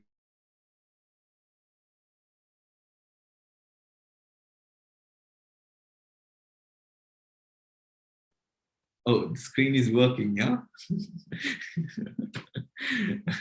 Okay, you see me stuck there. Right, should I repeat that? Yeah, all right. Again, in a different way, of course. Just when we connect to the element of lightness, the element of lightness bring a true sense of lightness to the mind, ease in the practice. Right? So we have spoken of the benefits of the light meditation when it comes to dull states of mind and curing dull states of mind. Where in a similar fashion with the air element anapana, we can now use the airy nature of that element in a way that we now connect through to the essence of the air in nature, to free ourselves of a burden that we might feel has overtaken us during the time of practice, right? What I am speaking about is a sense of mind, an attitude of mind, and an inspiration for the mind to continue the practice. Because the air in nature, the motion of air, also coincides with an attribute of letting go, which enables the person to experience the nature of air. Do you understand? Right? It is as if the air element, if we take the Rupa example or the example of materiality, we find the air element existent within the physical body allows lightness, enough lightness for movement to occur. In the same way, tapping into the air element from a state of mind allows a person to tap into a nature which allows us to fully feel the air element throughout the body. That is how the air element is now experienced both as the body, which is the first technique of meditation, and then the Vedana, the sensation, which was a second meditation that we've done, right? For the meditation to go beyond the breath, the acceptance of the breath comes or becomes something which is attainable when a person understands what the air element is and its relevance in terms of our practical experience of the air element. Is that clearer?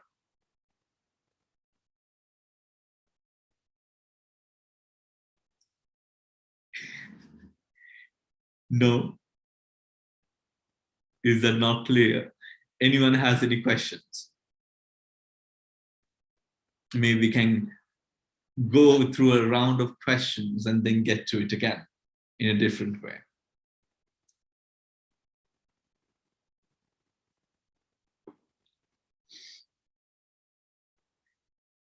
Okay, let me put it in another way. Right. During the times of meditation, have we in a certain way experienced a coolness, a airiness, a lightness during the practice? Yes. Have you experienced that sort of thing? A coolness, a sense of lightness, a sense of it's cool, but it's also in a way that it brushes through and across the body, right? That is the experience of the air element, right? Now let's take that, because that also coincides with Vedana Vipassana, right? I think we've got somewhere to now cling on to and base our understanding on, finally, right? We take that coolness, and we find that coolness spreading all across the body. That coolness has two parts, right? That experience of coolness, lightness, that the motion of sort of it, having motion all across the body, all across this experience of meditation has two parts. One is the manifestation of the air element, right? When we see and tap into the air element, this coolness arises. When we observe the air element, right, as a result of the success in observing the air element, this coolness arises. Do you understand the two parts? Right? Experiencing the air element, the coolness arises. And as a result, that we are referring to the gladness associated with the air element. Gladness, I'm sorry, repeating myself again. Gladness associated at the success of observing the air element, this coolness arises, right? Now, the second part, the gladness, is what becomes the object of the second, which is the Vedananupassana, the sensations contemplation of Anapana, right? Of Anapana. Embracing the first part, which is the motion, which is as a result of now linking or experiencing the element, comes to be in the first part, the body of the breath, right? The body of the breath. However, in the body of the breath, we only experience it as the body of the breath process. In the second, we experience it as a sensation. Do you get it? In the first part, the coolness is part of the body of the breath. In the second meditation, the coolness is a sensation of the breath, right? Is a sensation of the Vedananupassana, which arises from observing the breath. It is through this gladness that we then attain to a sense of jhana in the second part, right? Why elements of gladness are then taken to support us in our jhanic paths is because this is really in a way of linking or connecting the mind to an experience where the mind will now want to experience it more, right? Experience it more. In the first part, with the Kayanupassana, or the contemplation of the body, through which we observe the body of the breath, in this part, we observe the coolness within the breath or the body of the breath to now help us link or want to see the aspects of the breath throughout the body. When we truly give in to that, now the body disappears, the breath disappears, right? The breath disappears, bringing us now to the sense of gladness. Now, do you understand how that first part and the second part links up?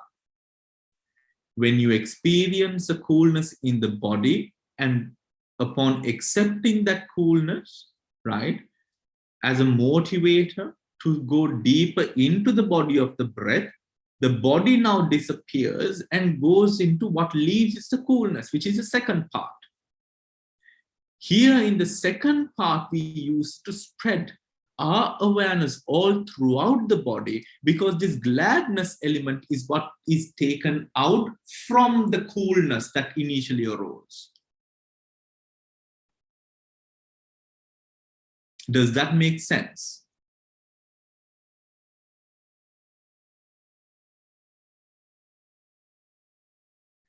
Does that make sense? Hey, Mal, do you want to ask a question? Yes, Bhante. Yes. Is that the gladness you meant, is it similar to the knowingness of the coolness of the breath?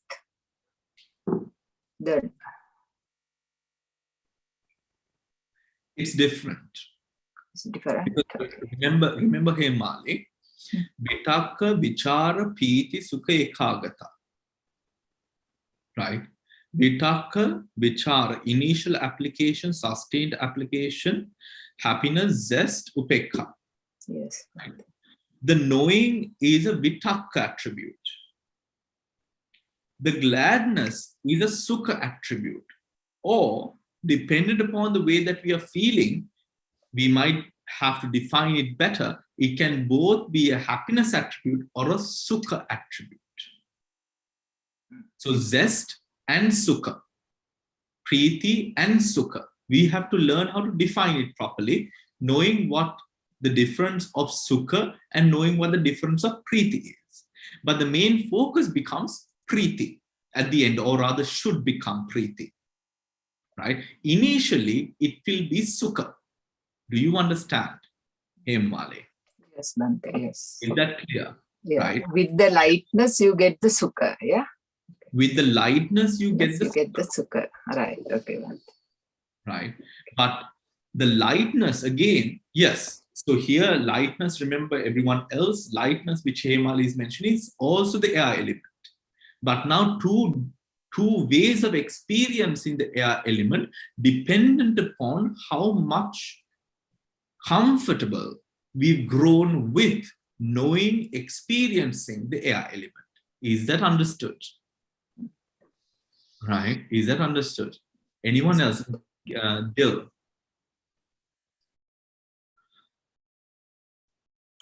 Bhante, I'm a little confused. I hope you can explain. Now, when you said there are these two parts, the first part when you talk about, right, when you look at the Vedana, because you sometimes use body and then sometimes you say body of the breath. So, so that is confusing me. At the beginning, what you're referring to is the body of the breath. So this lightness at that first one that you're referring to is the body of the breath, right? So you feel this lightness in the body of the breath. So it's still in the breath. And in the second part, what you say is when you experience, so first you feel this lightness or this coolness and whatever else you call it, lightness, coolness and airiness in the body of the breath, the first part. Then the second part is as a result of the feeling of the lightness in the body of the breath, that then you will feel the coolness or the lightness when the body disappears completely, and then you feel it all over. Am I right? Am I right in understanding that? So that is not in the body of the breath, but you feel it all over. And when the second thing happens, that's when the gladness comes. And that gladness has to go because you have Vitakka, Vichara, Piti, Sukha, it actually should be the Piti aspect. And am I right in thinking that when you look at Piti, right, and then you feel Sukha. So Piti is what you feel in the mind, but Sukha is what you feel in the body. Am I right or am I mixed up? Let me...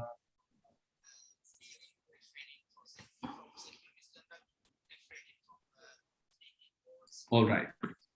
When it comes to...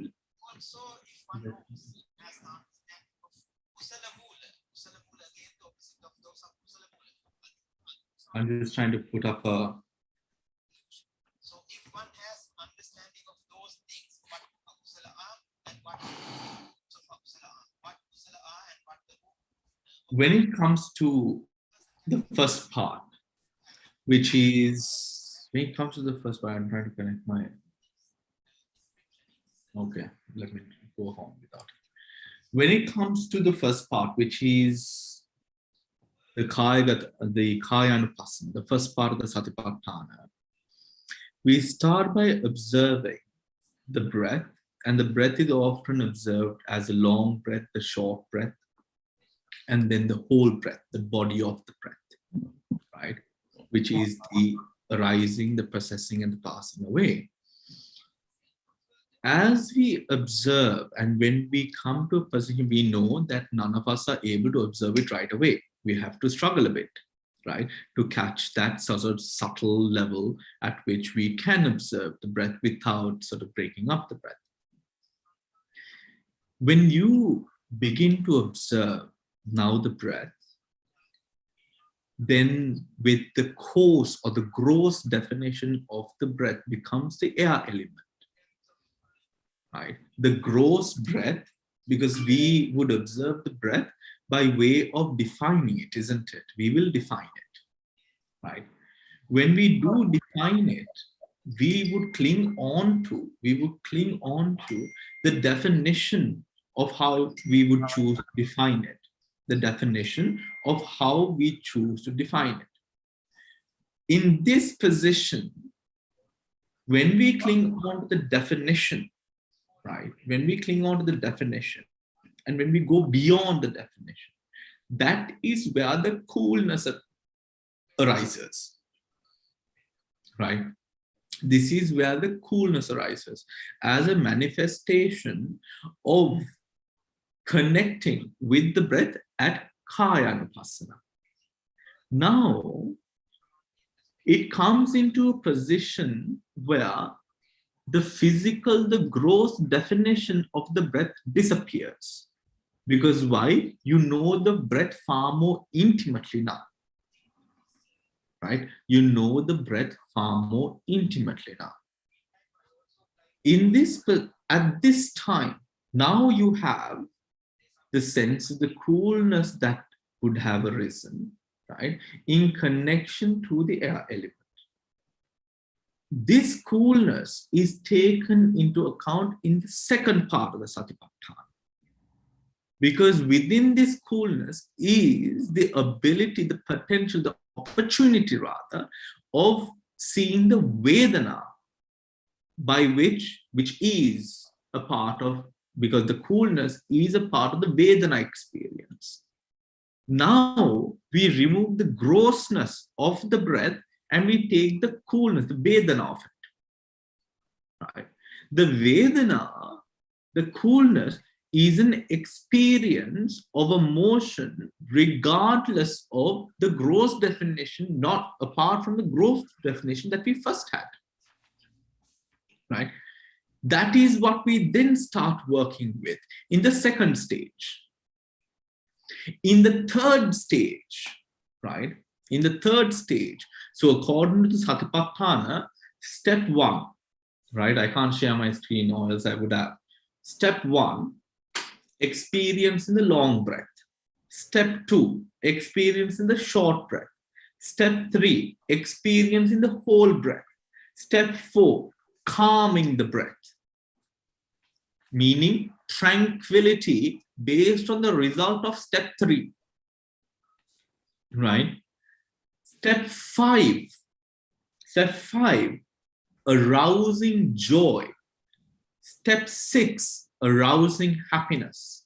Step 7, understanding the mental function. The mental function which goes about in relation to the presence of a Vedana. Do you get that difference now? Right? In the 5th and the 6th, now from 5 to 8, step 5 to 8 is Vedananupassana. That is arousing joy, arousing happiness, understanding mental function, and calming the joy and happiness. Now what we are working with is a sensation.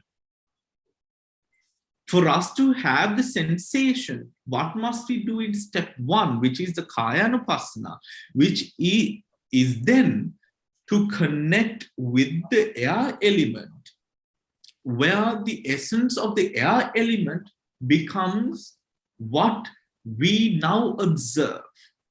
Do you understand? To go from a gross element to a more subtle element. From that subtle element is not subtle enough. That is why in section 3, which is the Chittanupassana, we now experience essentially the state of mind that we experience, the Vedana. First, the body, then the sensation in connection to the air element. Now it comes to the mind which observed these two, the first and the second. This mind. From the mind, we come into a position of Dhammanupassana, the 4th and last. In the Dhammanupassana, we have step 13, 14, 15, and 16, which is actually, let me tell you, step 9. Step 9, Chittanupassana, experiencing the mind. Step 10, shining the nimitta.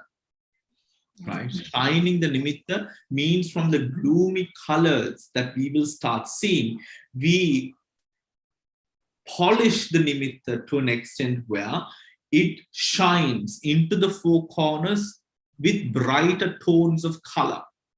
Usually for everyone, the nimittas would often start with gloomy tones and go into brighter, more sort of sunny tones. Then 11th, sustaining, maintaining the nimitta. Step 12, freeing the mind. How? We go beyond the nimitta, meaning go into a state of one-pointedness through focus and attention. Right? When we come to that state, now this is a state where the mind is least hindered by the hindrances. Now, Dhammanupassana comes in. Step 13 to step 16 in the Satipatthana is the reflection of anicca, viraga, nirodha, and patinissagga. Anicca is reflecting upon impermanence, right? Impermanence. Step 14, reflecting on the fading away, meaning the dissolution of the phenomena that you're observing. Reflecting on the cessation. Cessation is the step after dissolution, right? Where that phenomena has ceased to exist. And now, step 4 in the Dhammanupassana is, or rather step 16 in the Dhammanupassana is, then the reflecting on the letting go. A phenomena is present, this phenomena is impermanent. The phenomena is fading away, viraga. The phenomena has experienced cessation, has disappeared, which is nirodha of the phenomena. And at last, although the phenomena has gone through nirodha, the mind that clings on to the phenomena is still present. Then patinissagga, which is the letting go of the phenomena which has now ceased to exist. Do you understand?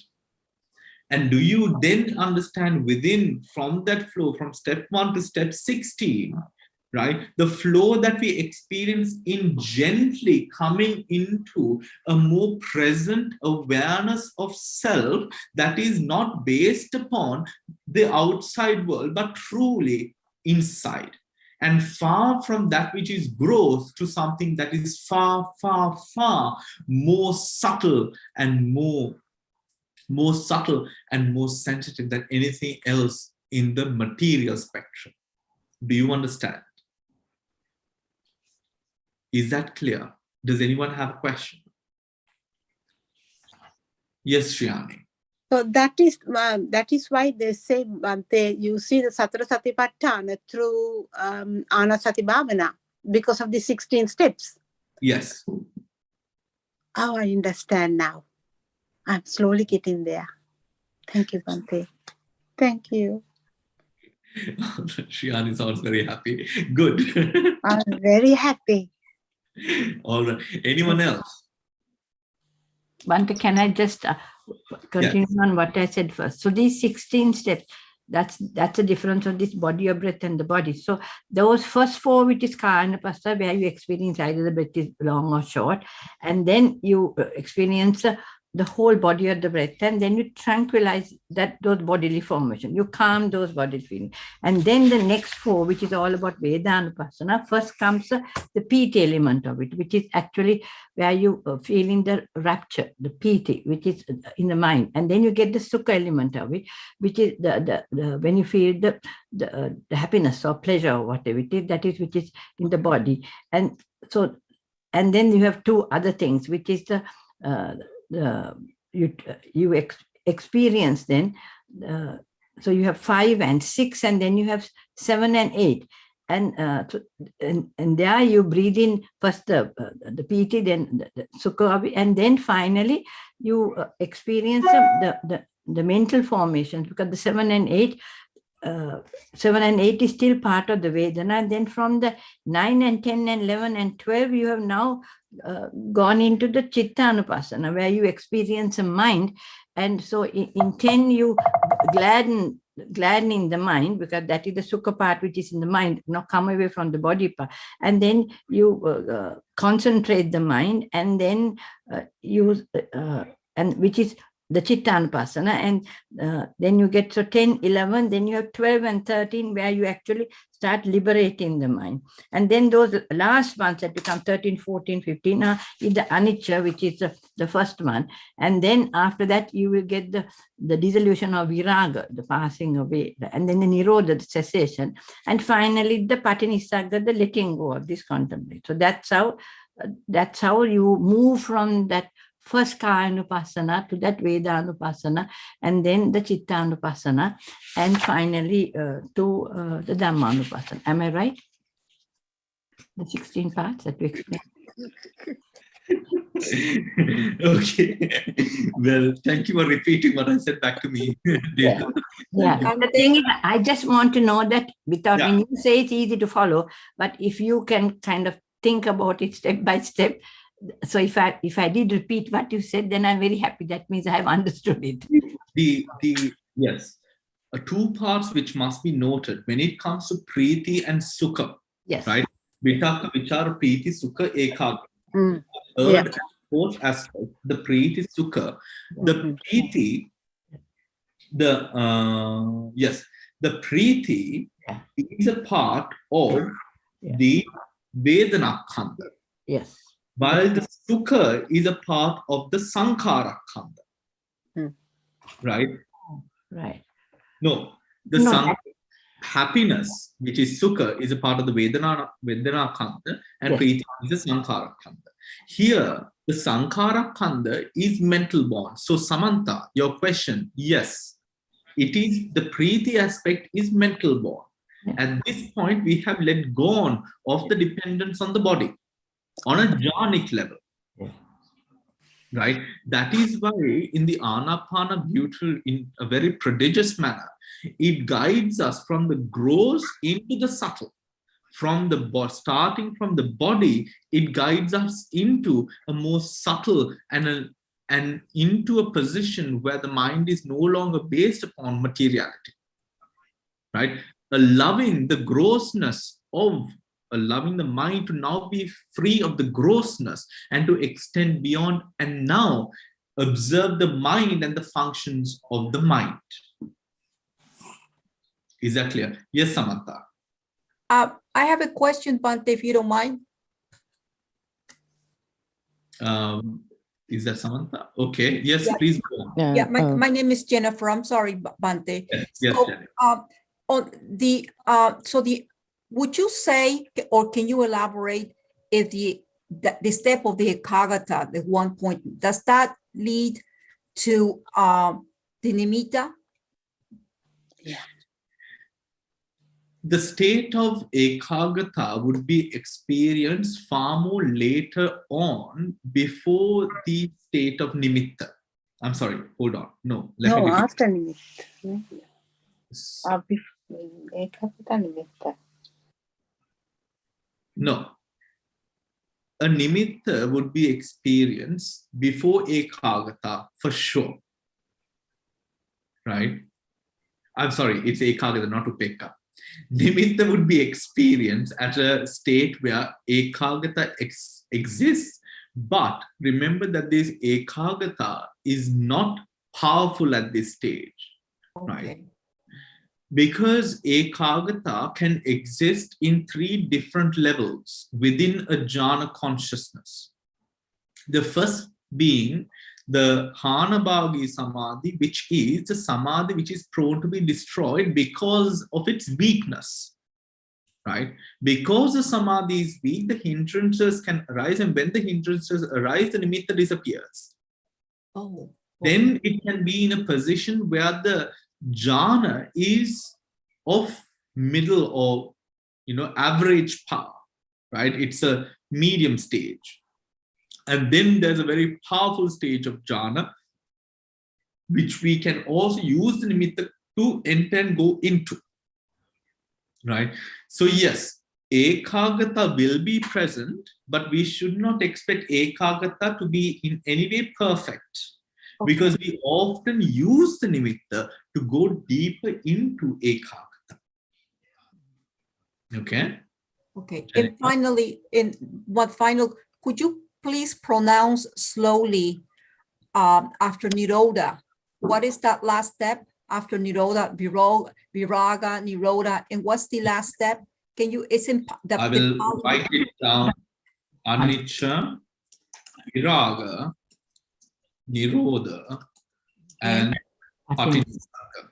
That's the one. Can you pronounce it for me slowly? Patisagga. Patiagga? No, Nisagga.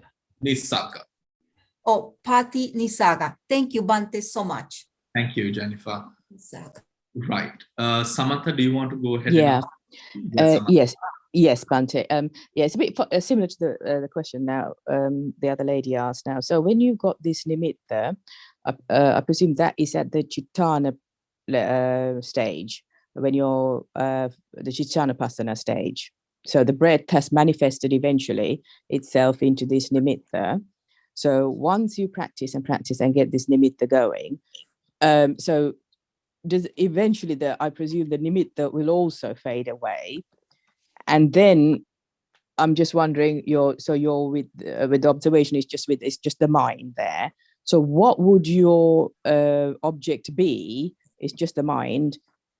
Would there be anything else in the mind to go on to the to discern? I mean, to see the Dhammanupassana, the anicca and everything, or fading away.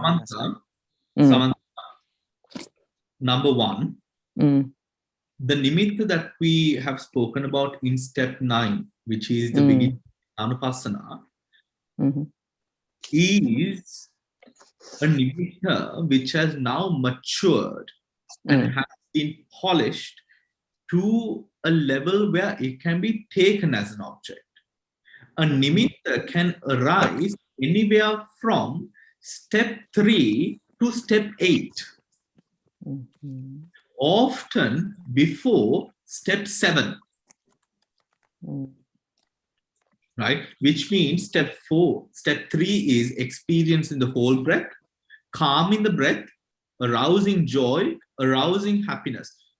In most instances, the nimitta will start occurring to a practitioner from step 3 to step 7, before step 8, most often. Right? For some, it can be later on. Right? So what happens before step 9, which is, step 10, which is shining of the nimitta? What happens is the nimitta will be present, and from step 3 to step 9, what will happen is it will start maturing with the consciousness. Right? So maybe possibly during the time of experience the whole breath, the nimitta might appear like a cloud, like a smoky cloud. And slowly, as you persevere in your attention, this cloud will come together, becoming a stronger, more solid nimitta, which is a representation of the solidity of mind upon which has been cultivated upon its observation of the breath. Do you understand? Yeah, so would that be the ekaggata, you're in stillness of one-pointedness at that stage? Remember, ekaggata is a mental concomitant, a chetasika, and ekaggata will be present. Here, the ekaggata, the challenge of ekaggata remains maintaining the mind within samadhi. Right? Maintaining the mind within samadhi. So even at this point of time right now, for you to speak to me, there is ekaggata. That is how you're forming your sentences and also sort of getting together, organizing your pattern of thought. That is ekaggata. Yeah, I see. But the challenge at that position in your meditation is to maintain a position of ekaggata. This is what you're used to with ekaggata. I tell you something, you focus on that something, grasp that whatever, and then respond. That is what we're used to here. What we try to cultivate towards is in a position where the ekaggata is solid, is happy, is content upon that moment that we have with the object. And that can be prolonged. Yeah. So what exactly are we seeing then at the next stage of cessation, fading away? What exactly is fading away? With the breath. Which No, session? Dhamma. Oh, sorry, I'm going after that. Dhammanupassana. Okay. What is fading away? The niraga, the cessation, fading Yes. away, and all that other stuff. Anicca, Viraga, Nirodha, and Patinissagga. Yes, yes. Here, as a part of Dhammas, what we are taking into account, or what our point of observation is the result of Chittanupassana, which is the result of experience in the mind, step 9, step 10, shine in the nimitta, step 11, sustain in the nimitta, and step 12, freeing the mind.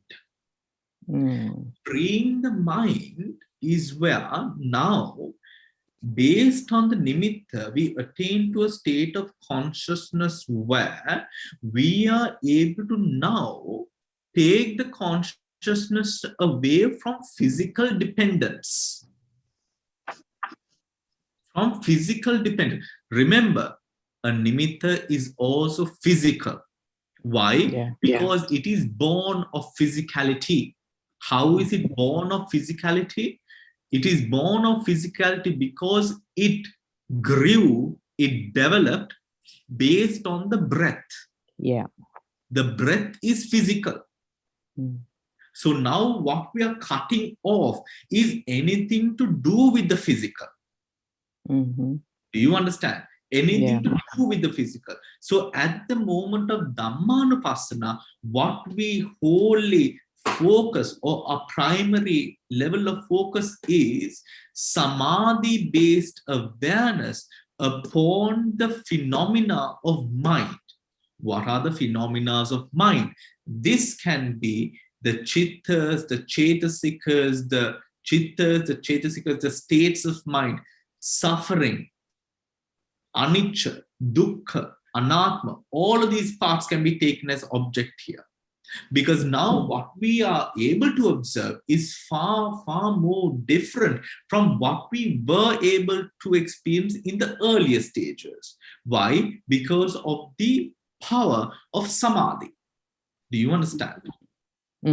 So depending on the practitioner, that the nimitta might manifest itself into something else, whatever arises at that stage. No. No. Okay. The nimitta will always be, remember Samantha, when we spoke about transgressing the nimitta, at the point of freeing the mind, which is step 12, we transgress the nimitta. We go beyond the nimitta. We use the nimitta to attain to a higher state of consciousness. Yes. Yeah, I understand. Within that higher state of consciousness, now we can take as object kama chanda, vyapada, tina midda, uddacha, kukkucha, lobha, dosa, moha. Or we can also take the dukkha satcha, nirodha satcha, right? From the four truths. Understand? That is what we now take as object. Right? We don't take, in the earlier stages, we can't take Dhammanupassana as object because the mind is not used to taking subtle mental forms as object at that time. But now, because we've left behind the physicality, we are able to take mind as object with far, far more clarity. Is that understood, Samantha? I think so. I might come back to you on that, depending on physics. Yeah. Bhante, would you say that after Patinissagga is Vimukti? After Patinissagga, is it Vimukti? Yes, we could say that. Very well. Bhante, can we have a copy of the breakdown of the 16 steps, please? Yes, I'll put it on the group. Thank you, Bhante. Thank you, Bhante. That would be so helpful. Thank you. Yeah. All right. Anyone? Lakshman. Yes, Lakshman. Yes, Bhante. Coming back to this Vedanupassana that I did in the afternoon, when I was doing the breathing, my mind was quite calm, but I didn't get any of the Preeti Sukha or zest or anything like that. Gladness, I didn't get any of that, but I got sensations in the body, the muscle twitching and creepy crawlies and pain in the arm and that sort of thing. But my mind was just calm, I didn't get any gladness or anything like that. Does that come with a lot of advanced meditation or? Yeah. Don't think, no, the gladness will arise. Just go ahead with it. The sensations that you're feeling across the body are very good signs that you're getting there, right? How many hours or how many minutes of meditation do you do, Lucky? During the week, not a lot, Bhante, not a lot. I did listen to some of your meditation and Bhikkhu Bodhis and that sort of thing, but regularly, unfortunately, I've not been able to do regular meditation. Lots of things happening around the house, and Of course, I'm sure the house smells of fruits and cake. Okay. But Lucky, the gladness is an aspect. I mean, everyone, the gladness is an aspect. If you're going through shorter terms of meditation, for gladness to arise, you have to often go beyond 1 hour to 1.5 hours, for sure. Right? Because why? Those creepy crawlies and other sensations that arise have to be, in a way, overcome, not in an inorganic manner, but in a very organic manner, in the way that you learn from them, for that gladness to arise. So actually, Lucky, it is the gladness arises specifically after these sensations cease, the creepy crawl, the crawling stuff and the elements and the itches and all of that. Right? It arises right after. So just a little bit more and you will see it arising. Don't look forward to it though. Okay. Okay, Bhante, thank you. Thank you. It's like So Bhante, should I meditate every day for an hour or so? Do you think? You definitely should try to meditate every day. Since you're also experiencing this, I think in 2 days or so, you'll be able to get into that stage. Okay. Thank you, Bhante. Thank you. Bhante, taking from Lakshma's question, so when you have been meditating for a while, and particularly like in retreats, when you have that exquisite, now Piti is from the mind and the Sukha is the gladness of the body. When you come to that stage where you have these exquisite feelings of joy, I'm not sure whether it's with mind or body, but you have it going up the spine and you can is that exquisite feelings, is that Piti or is that Sukha? So is it in that in the Vedanupassana stage, or is that a part of the Chittanupassana because it's in the mind? I'm not quite sure because you in long retreats, what exactly is that? So Piti is in English, or we know that it is translated as zest, but another word which is present, which is used to explain the emotion of Piti, is joyful interest. Joyful? Sorry? Interest. Yes. Okay. Right. Joyful interest. Now think about that word and how that word relates to you. You are in the process of meditation and you're experiencing a position of awareness with regards to what is happening. That joyful, light, connected, cool, sort of interest and joy that you have in sort of now continuing your practice, continuing with this object, that is known as zest. So therefore it comes in 5. That's that zest, the experiencing rapture. That's a Piti. It's not the Sukha that comes in 10, glad in the mind. That's what I wanted to know, even though you feel that. So this joyful rapture, zest, all that is that number 5. That is still the Piti stage. It's not the Sukha stage, which is from 10 onwards. I shall breathe in glad in the mind. I am not sure whether rapture would be the best word to use to define zest, because rapture is the feeling of intense joy and pleasure. Yes. Right? In Piti, what his experience is this nature of wanting to continue with it. joy, One interest. It's like it is like an addiction. Like me. Yeah, I do experience that. It's kind of like Okay. Okay. yes. Okay. Well, and I would say, I mean, it is a very pleasurable feeling for sure. Yeah. Right. And it can be like when you do experience it, now you want to go back to it again and again and again. Right. Yeah. That is also part that you must then try to sort of be on top of, because you do not want the whole experience of meditation to be surrounded by the motives or aims of want to experience that. But because the essential goal is far more superior to that state. Yeah. Thank you, Bhante. That's really helpful. So that's really that stage 5. It's joyful in interest. I mean, that's a really good word, because you get, otherwise you're not sure whether this is rapture or what. So, and the rest of it, which is coming on 10, 11, 12, where we are glad in the mind, that is where because by 9 the nimitta has come, and now you're gradually using ekagata, but making it a stronger, the nimitta is getting more and more firm till you come up to that stage 11, 12, isn't it? Yes. Where vimoda chittamada. So where till you come up to this stage where you have a sustained, can sustain this nimitta. So, and that's where the chittanupassana kind of comes up to 11 and 12. So that's very clear, Bhante, then. So that you finish that PT, which is all about the interest in the joy, and then from there you the 5, 6, 7, and 8 ones, where from there, when you go on to the chittanupassana, it's all about the mind, and it's about that concentration, very glad.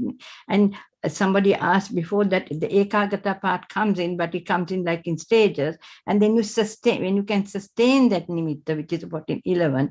So that, and after that, only that when you liberate the mind, that is where you then let go of the nimitta, and then you start on the Dhammanupassana.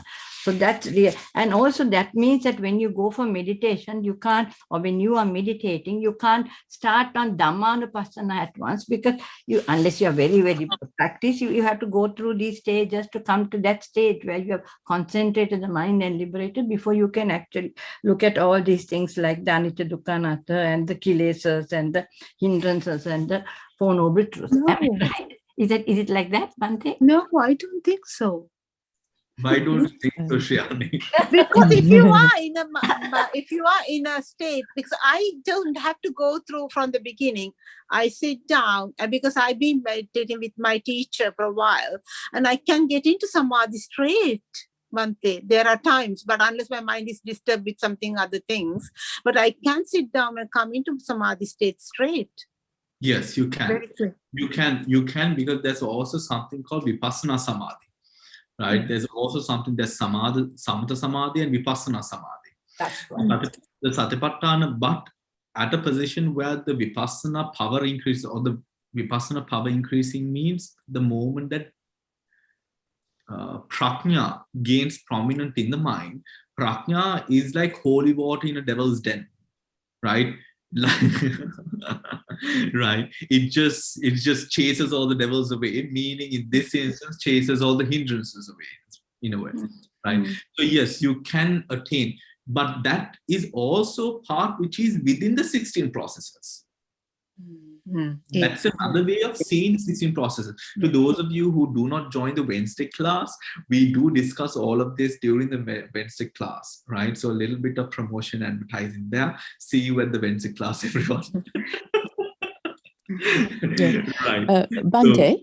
So, yes, Amanda. Oh, sorry. Just quickly, if we got if you got time, is that okay? Can I ask? Yes, please. Yeah, just want to actually see quickly how we, in terms of the jhanas, the 4 jhanas, where do they fit in within this sutta? And also, Bhante mentioned at the Wednesday class before, it's important to have these recollections. And if Bhante could expand what exactly you mean by recollections, is it the what was seen, observed during the time of the meditation, or what? I don't know. Yeah. Right. So the recollections are a process during your meditation practice, where at the end of your meditation practice, you review the aspects of experienced during your meditation, right? So the reviewing process is also a process of mastery, right? During this process, what you do essentially is to learn from what you have gone through in your meditation, right? How did I deal with any anger that arose during the practice? How did I deal with distraction that arose in the practice?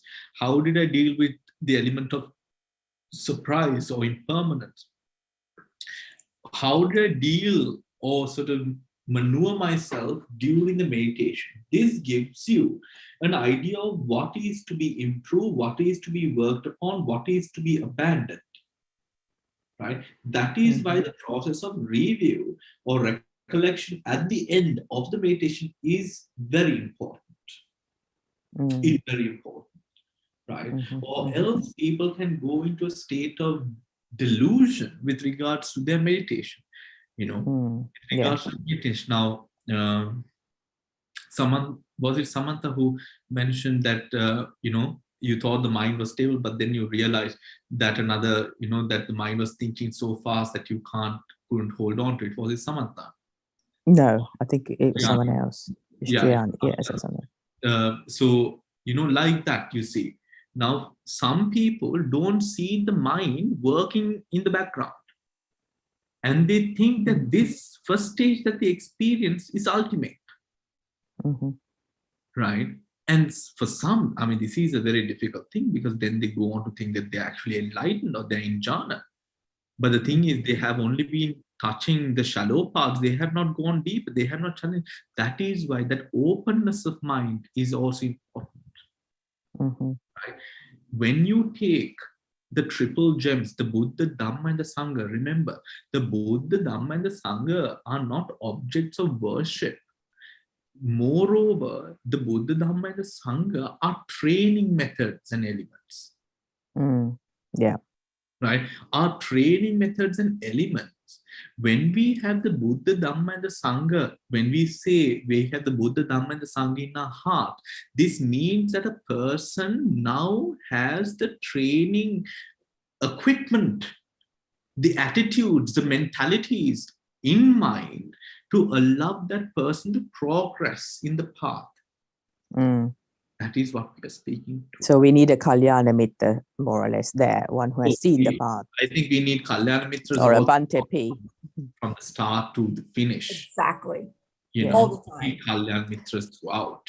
Yeah. And where are the jhanas in these stages now? 1 to 4. Where do these can you fit in anywhere? Of course, the jhanas, entry into jhana starts from 5. 5 to 12. 1 to 4.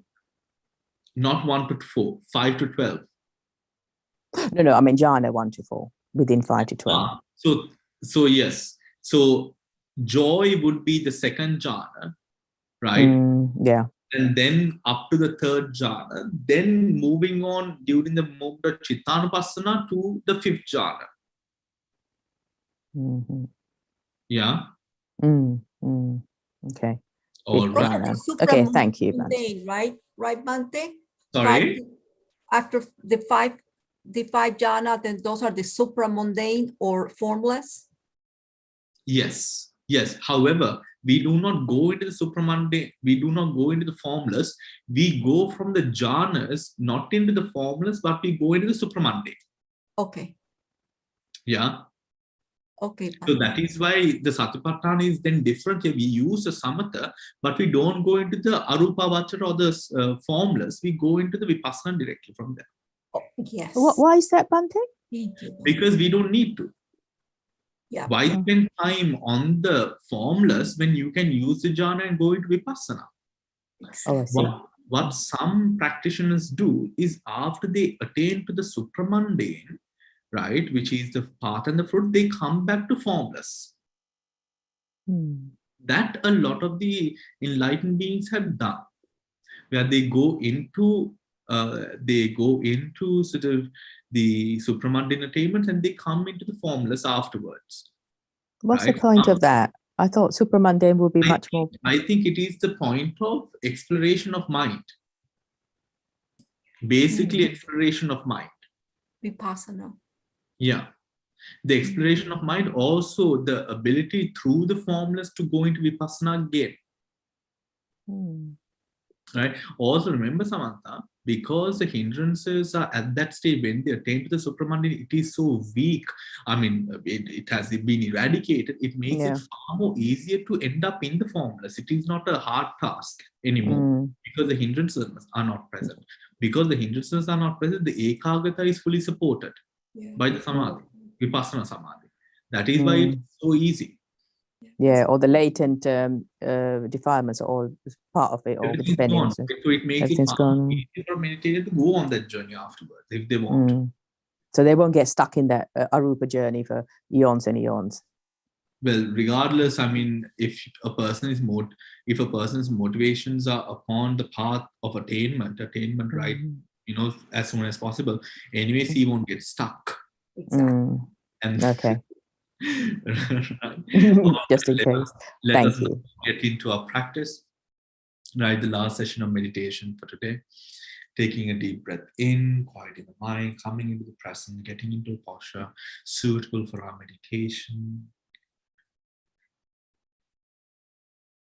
Deep breath in, breathing out, relaxing deeper and deeper. Deep breath in, breathing out, relax, relax, relax. As you gently guide your attention to the breath, maintaining, coming into a state of samadhi, putting aside the past and the future, and settling into the present, observing the breath, here and now, here and now. Observe, observe.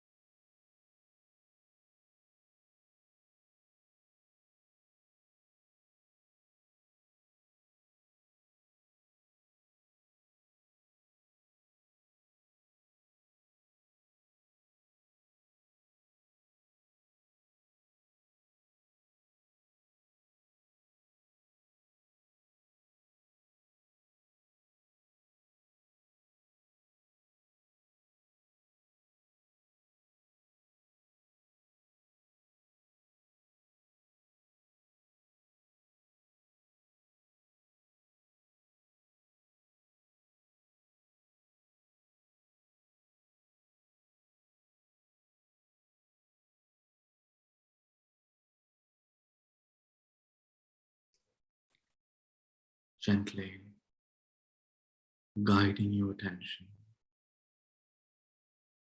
from the breath to observe the arising and passing away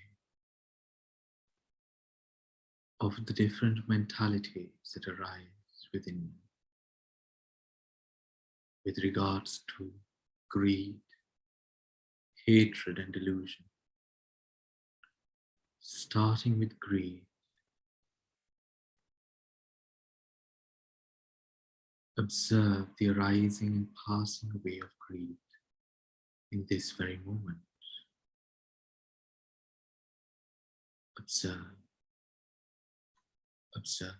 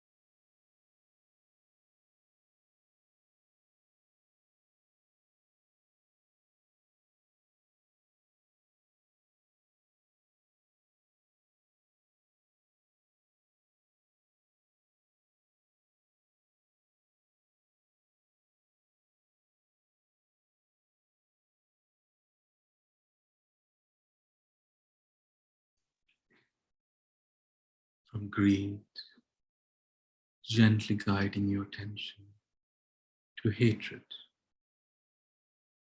observing the rising and passing away of the root of hatred. Observe, observe.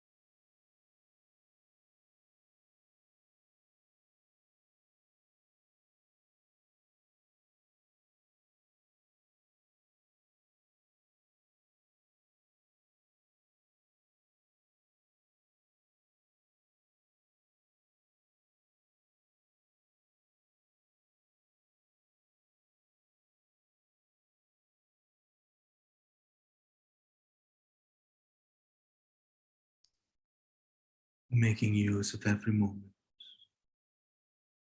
to observe, to go deeper, to see the rising and passing away of these different mental states. Observe.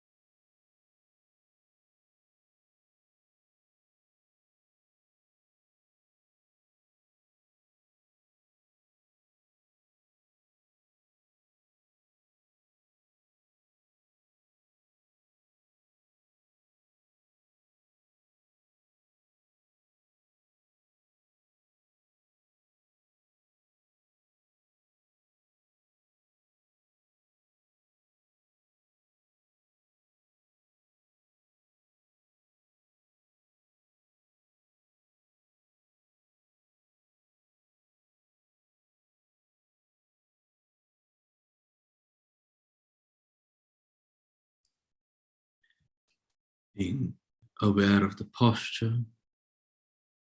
Observe, observe, taking a deep breath in, breathing out. As you guide your attention to delusion, the root of delusion in our lives.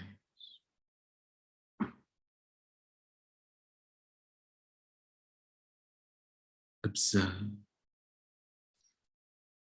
observe, observe, finding balance as you do.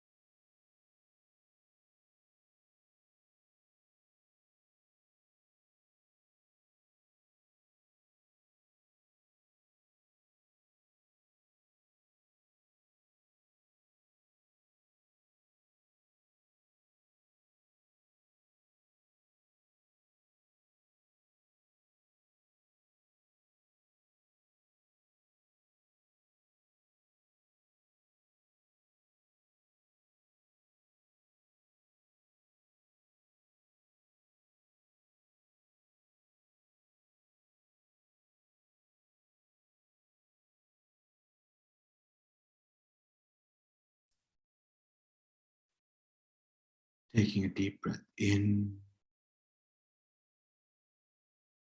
as you guide your attention to now recollect the aspects of the practice, the experience.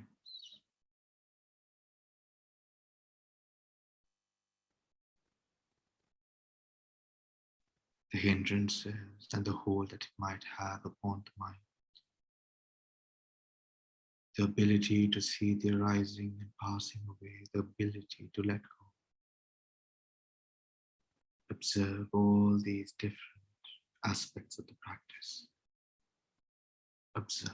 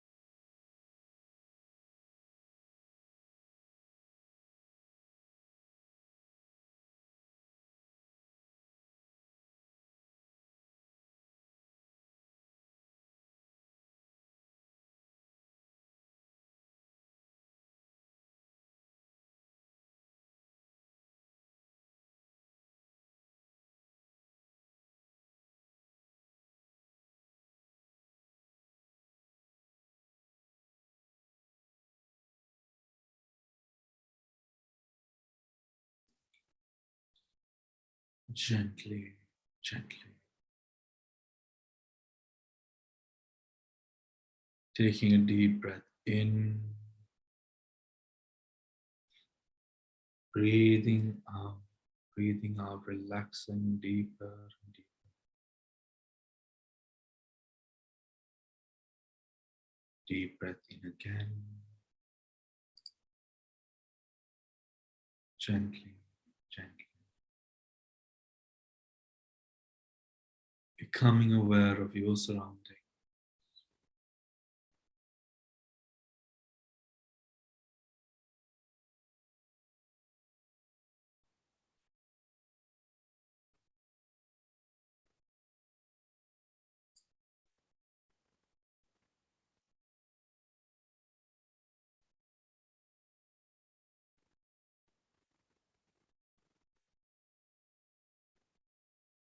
As you gently take a deep breath in, and as you let go of the breath, opening your eyes and awakening into the present. Sad, sad, sad.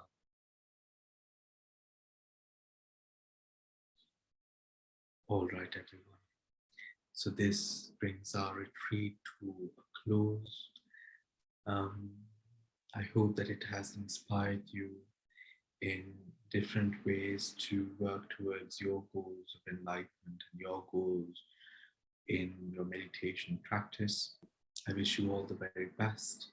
And of course, the Abhidhamma students, I will be seeing you all tomorrow. And our next session or retreat will be next month in January. And if you have not subscribed to the mailing list or our Facebook group, please do so that you will receive emails regarding our future sessions. So for today, all the very best. And thank you all for coming, and let us share in all the merits that we have accrued individually,